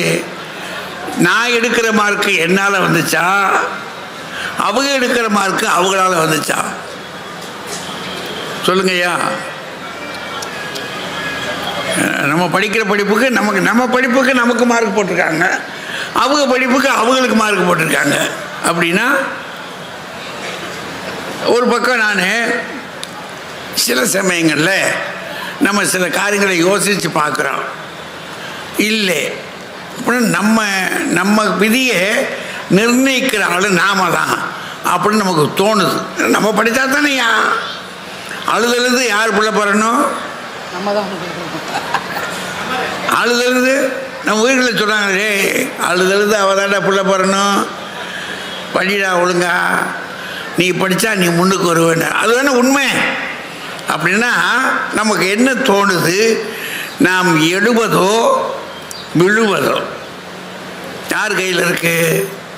நம்ம கையில் தான் இருக்கு. அப்படித்தான் புத்தர் சொல்றார். புத்தர் சொத்து போகிறத இழந்துட்டு ஓடாரு. அவனை மாதிரி தியாகிகள்லாம் நம்ம முடியுமா? ஒரு ராஜா, அழகான மனைவி, இப்போ வாழ்க்கையை அதுக்கு தானே தேடிக்கிட்டு தர்றோம். அழகான மனைவி, அழகான வீடு, பெரிய வசதி புத்திரம் எல்லாம் இருக்கு. ஆனால் அவ்வளையும் வெறுத்துட்டு ஓடி போயிட்டான் அந்த ஆள். ஓடி போய் ஒரு மரத்தடியில் போய், ஒரு போதி மரம் மரத்தடியில் உட்காந்து எல்லாவற்றையும் திறந்துட்டு இது ஏன் இது ஏன் இது ஏன் இது ஏன்னு கேட்டுக்கிட்டே இருக்கார் அந்த ஆள். அவருக்குள்ளே ஏதோ ஒரு ஞானம் வந்து சேருது. அப்போ அவர் சொல்றாரு, தானே தனக்கு கேடு இழைப்போன். ஒருத்தன் தனக்கு கேடு வருதுன்னா யாரால வருது? ரோட்டில் நான் போய்கிட்டே இருக்கேன், திடீர்னு போய் காவல்காரன் அப்படி வராரு அப்படின்றாரு. என்ன நிறுத்துங்க வண்டியை. ஏன்? நீங்கள் உண்மையில் வந்திருக்கீங்க. அப்போ உண்மையில் போனது யாருடைய தப்பு? நம்ம தப்பு தானே. ரூல்ஸ் அண்ட் ரெகுலேஷன்ஸை தெரிஞ்சிருக்கணும். இந்த ரூட்டில் போகலாமா? இப்போ நம்ம அவர்கிட்ட சொல்கிறோம், சார் நான் வெளியூர் தெரியாமல் வந்துட்டேன். அவர் கொஞ்சம் ரொம்ப விவரமான ஆள். அவர் சரி வண்டியை உருட்டிக்கிட்டே அப்படி ஓரமாக போயிருங்க, இனிமேல் ஓட்டிக்கிட்டு போகாதீங்க. அவர் ஒரு தங்கமான ஆள், நம்ம வீட்டு பிள்ளை தானே அவர் அப்படின்னு சொல்கிறவர் இருக்கா? இல்லை ஓரங்கட்டியா ஓரங்கட்டியா. அப்போ இப்போ யார் கையில் இருக்குது? ஓரங்கட்ட சொல்கிறார்ல, அவர் கையில் தான் இருக்குது. ஒன்றும் கதை முடியாது. நான் சொன்ன ராஜா சொன்னார் பாருங்க, இங்கேருந்து போன வண்டி கப்பல்கள் போகிறான், எங்கேருந்து திரும்பிச்சு போயிட்டு நம்ம திருப்பூர் எந்திரிக்கிறது இப்போதைக்கு கஷ்டம். எந்திரிக்கிறதுன்றது இனி இப்போதைக்கு முடியாது. அதில் அவர் பொம்மாத்து பண்ணுறதை பார்த்தா என்னுடைய நண்பர் இருந்தார். யார்? நம்ம தலைமை அமைச்சரை என்னுடைய நெருங்கிய நண்பர்னு சொல்கிறார். அப்படின்னா என்ன அர்த்தம்? கழுத்தில் கையை வச்சுனான்னு அர்த்தம். என்ன போல் நடக்க போகுது இன்னொரு விளையாட்டு அப்படின்னு போச்சு. அப்போ என்ன நடக்குதுன்னா, நம்மை சுற்றி இன்னொரு சர்க்கிள் இருக்குது அப்படின்னு நமக்கு தெரியுது. இப்போ அங்கிட்டலாம் நம்ம போக வேண்டாமையா, சுற்றி கித்தி நமக்கு தெரியுது நான் தாண்டா அப்படின்னு ஒரு பக்கம் சொல்கிறாங்க நம்ம வீட்டில். நமக்கும் நாம தான் பரீட்சை எழுதணும் அப்படிலாம் எல்லாம் நினைக்கிறான். அதெல்லாம் சத்தான். இப்போ இப்படி வச்சு பார்ப்போமே, அதிகாலையில் எந்திரிக்கிறோம். இப்போ எனக்கெல்லாம் வயசாகி போச்சு, பல்லு அதது அப்பப்போ போதும் உங்ககிட்ட இருந்தது போயா அப்படின்னு. நீ என்ன அண்ணன் நம்ம மனைவியா கட்டின பட்டு அப்படி இருக்கிறதுக்கு போயா அப்படி உதிர்ந்துருது. பல்லு போயிடுச்சுன்னா என்ன சொல்கிறாங்க? நேரம் டாக்டர்கிட்ட போகிறோம். அப்போ இப்போ டாக்டர் கையில் நம்ம பல்லு இருக்குது, நேரம் அவர்கிட்ட போயிட்டோம். அவர் கேட்குறாரு, என்ன பேஸ்ட்டு போடுறீங்கன்றாரு. நம்ம ஒரு கியாம்புயான்னு ஒன்று சொல்கிறோம். அப்படியா? அவருக்கு சில ஏஜென்சி இருக்குது.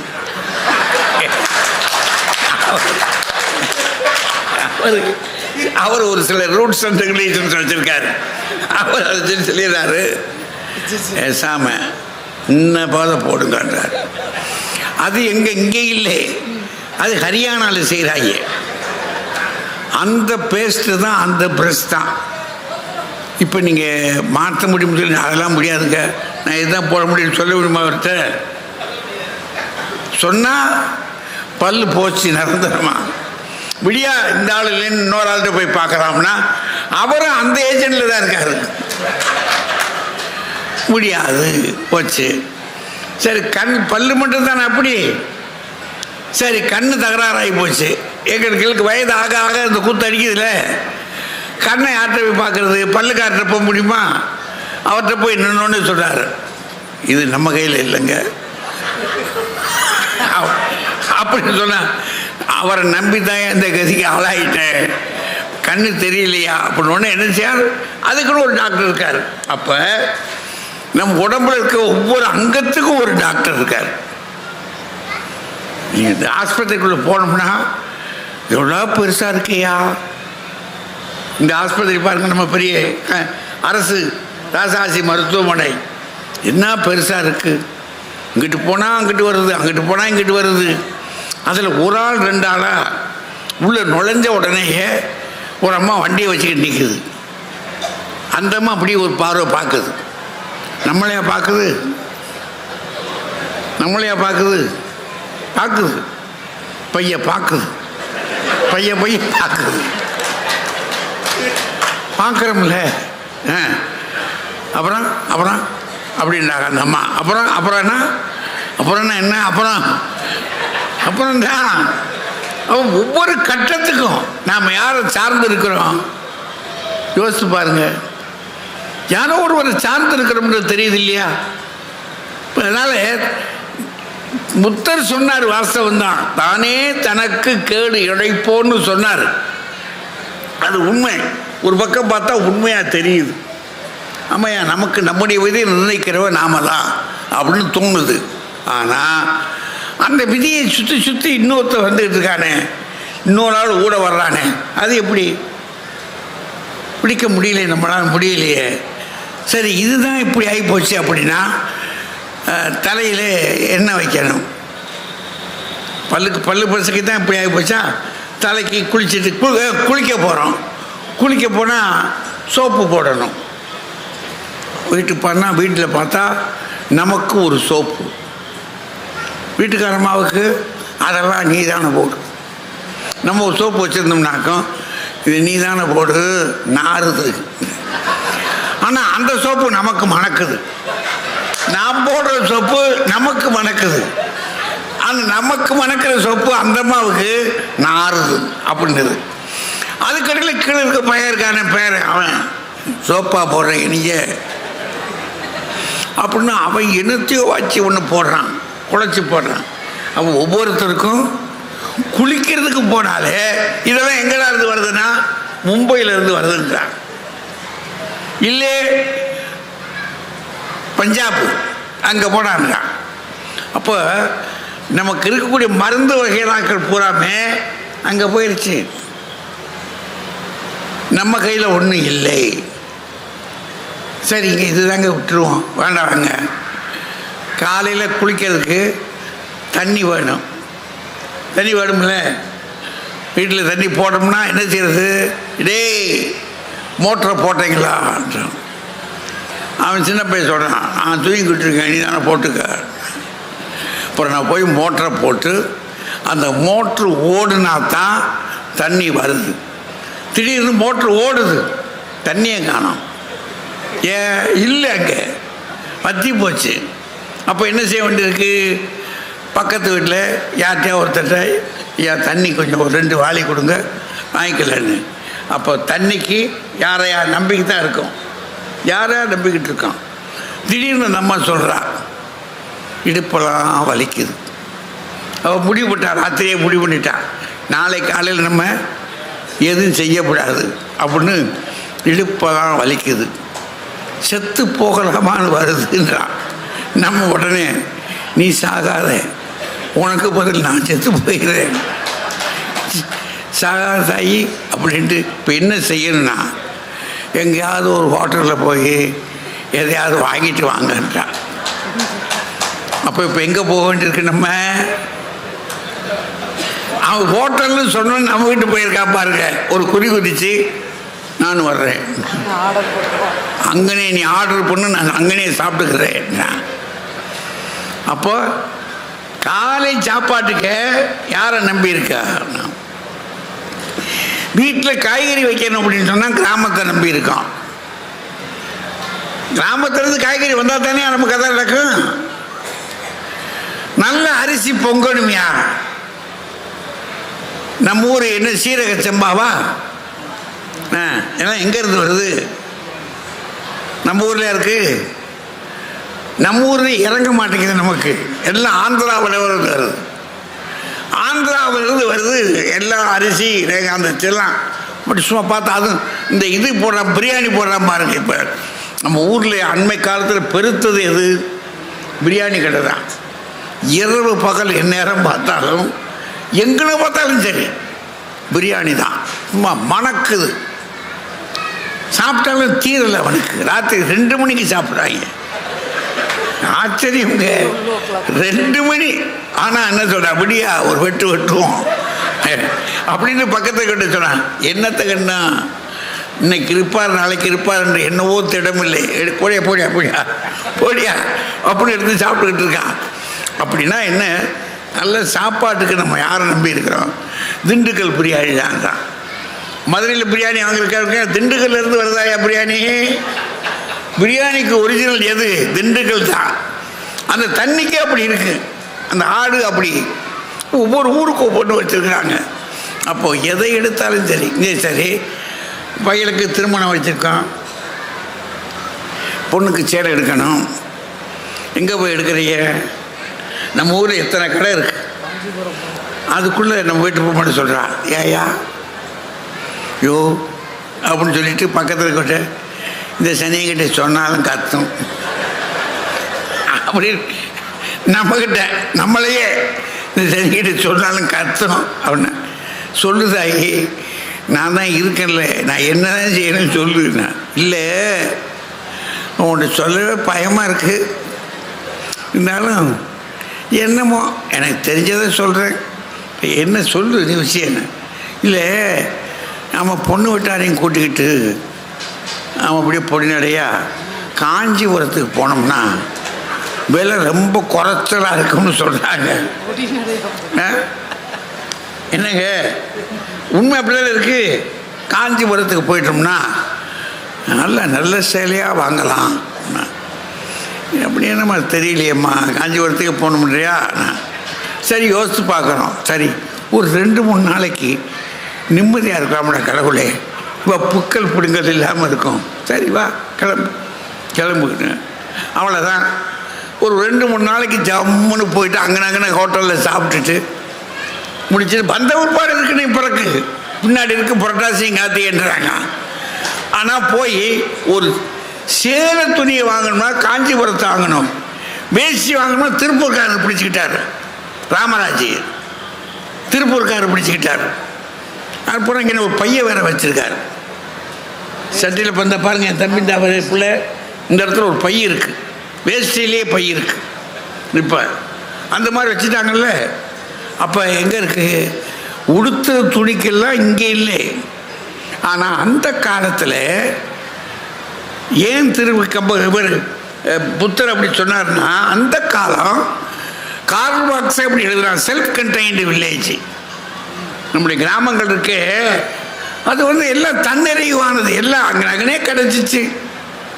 அங்கிட்ட கண்டு போல விடிய காலம் எந்திரிச்சானா, இப்போ நான் ஹரியானாவை நம்பிக்கிட்டு இருக்கேன் பேசுக்கு.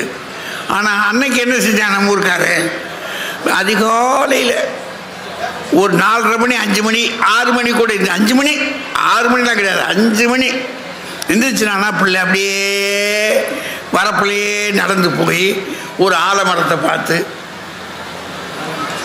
ஒரு வேப்ப மரத்தை பார்த்து, ஆளும் மேலும் பல்லுக்கு உறுதின்னு ஒரு குச்சியை ஒடிச்சு அங்கனே தானே நமக்கு மண்ணுக்கிட்டே வந்து பக்கத்தில் ஒரு முடாம்பு கிடக்கும் அல்லது ஒரு கிணறு இருக்கும், குப்புன்னு உள்ளுக்குள்ள குளித்து பாட்டு நிம்மதியாக வந்துக்கிட்டு இருந்தான். துண்டை எடுத்து இப்படி மேலே போட்டு இப்படியே வச்சுக்கிட்டு இப்படியே வச்சுக்கிட்டு வருவான், காஞ்சிக்கிட்டு வருவான். அங்கனே துவைச்சிடுவான், அதை துவைச்சி குளிச்சு பிடிச்சி காஞ்சி வந்து சேர்ந்தான். அது அந்த காலம். இப்போ முடியுமோ? முடியாது. அப்படின்னா என்னங்க, என்னதான் சொல்ல வர்ற? நீ இங்கிட்டும் விட மாட்டேங்கிற, அங்கிட்டு விட மாட்டேங்கிறன்னா நாம் என்ன செய்கிறோம்யா? இந்த 6 திருக்கன்னு சொன்ன பாருங்க, அது மாதிரி வாழ்க்கை சுழலுக்குள்ளே குதிக்கிறோம். நீச்சல் அடிக்கிறவங்க யோசித்து பாருங்க. நாம் குதித்தாலும் சரி, ஒரு கல்லை தூக்கி போட்டாலும் சரி, நடுவில் ஒரு குழி இருக்கும், அதில் சுழல் ஆரம்பமாகுது. ஆனால் இந்த குழி மறையாது லேசில். அதை சுற்றி சுற்றி சுற்றி ஒரு வட்டம் போய்கிட்டே இருக்கும். பார்த்துருக்கீங்களா? ஒரு வட்டம் அதை சுற்றி சுற்றி சுற்றி சுற்றி மேலே போய் கப்புன்னு ரெண்டும் மறைஞ்சிடும். அது மாதிரி நான் நினைக்கிறேன், நம்முடைய வாழ்க்கை நம்ம கையில் தான் இருக்குன்னு தான் குதிக்கிறேன். நான் குதித்த போது தான் எனக்கு தெரியுது, அந்த குதியில் ஏகப்பட்ட சுழல்கள் இருக்குது. அது அப்படியே சுற்றிக்கிட்டே சுற்றிக்கிட்டே சுற்றிக்கிட்டே சுற்றிக்கிட்டே போகுது. போயிட்டு நான் அழிகிற போது என்னை சார்ந்த அந்த சுழல்களெல்லாம் மறைஞ்சு போயிடுது. கடைசியாக இது என்ன ஆகுது, வானத்திற்கு கீழே இருந்து நடக்கிற காட்சிகளை எல்லாம் ஒரு ஞானி பார்த்தானா, இவையெல்லாம் மாயை மாயை மாயை. சூரியனுக்கு கீழே நடக்கிற அத்தனையும் மாயைன்னு சொன்னானா அந்த ஞானி. அது மாதிரி நாம் நம்முடைய விதியை நிர்ணயிக்கிறவர்கள் நாமவும் இருக்கிறோம், நம்மை சார்ந்தவர்களாகவும் இருக்கிறார்கள். இந்த ரெண்டையும் விட்டுட்டு இது எதுக்காக சொல்ல வர்றான்னா, உங்களுக்கு சாதகமாகத்தான் இந்த பலரையும் ஆண்டவன் படைத்திருக்கிறான். இறைவனுடைய படைப்பில் நாம் இத்தனை பேரும் சுற்றி சுற்றி இருக்கிறாங்க. நான் என்னையே பெருமையாக நினைத்து கொண்டு வாழ்க்கையை முழுமையாக முடித்து விட முடியாது. இந்த வாழ்க்கை எனக்கு மட்டுமல்ல. நான் என்னை பெரிதாக நினைக்கிற பொழுதே என் மனைவி என்னோடு கூட இருக்கிறார். அவள் இல்லாமல் என்னுடைய வாழ்க்கை இல்லை, பிறராயாச்சு. எங்கள் 2 பேருடைய வாழ்க்கையில் இது முடிந்து விடுவதில்லை. என்னுடைய பிள்ளைகள் இருக்கிறாங்க. பிள்ளைகள் வந்த ஒருபாடு அவர்களுக்கு பிள்ளைகள் வர்றாங்க, மனைவி வர்றான். ஆக எல்லாம் ஒரு வட்ட சுழல் சுற்றி சுற்றி சுற்றி சுற்றி வந்துக்கிட்டே இருக்கு. நம் விதியை நிர்ணயிக்கிறவர்கள் நாமவும் இருக்கிறோம், பிறராகவும் நம்மோடு கூட இருக்கிறார்கள். ஆகவே ஒருகை ஓசை ஒரு நாளும் ஒலிப்பதில்லை, இருகை ஓசை தான் ஒலிக்கும். அதனால் பெரியோர்களே, நாம் பக்கத்து வீட்டாரை பார்த்து அவர்கள் துன்பத்திற்காக இறக்கப்படுவோம். பக்கத்து இருப்பவன் துன்பத்தை பார்த்து அழுகிறவன் புண்ணிய மூர்த்தி என்று பாரதி சொல்லுவான். புண்ணிய மூர்த்தியாக இருப்போம். நாம் சுயநலவாதிகளாக இல்லாமல் புறநிலையும் சேர்த்து வாழுகிற மக்களாக வாழ்வோம் என்று கூறி, இந்த நிகழ்ச்சி இத்தனை திறமையாக இருந்த கேட்ட உங்கள் அத்தனை பேருக்கும், இந்த புத்தக திருவிழாவை நடத்துகின்ற அத்தனை பெரிய மனிதர்களுக்கும் வாழ்த்தும் வணக்கமும் கூறி நன்றி கூறி விடைபெறுகிறேன். வணக்கம்.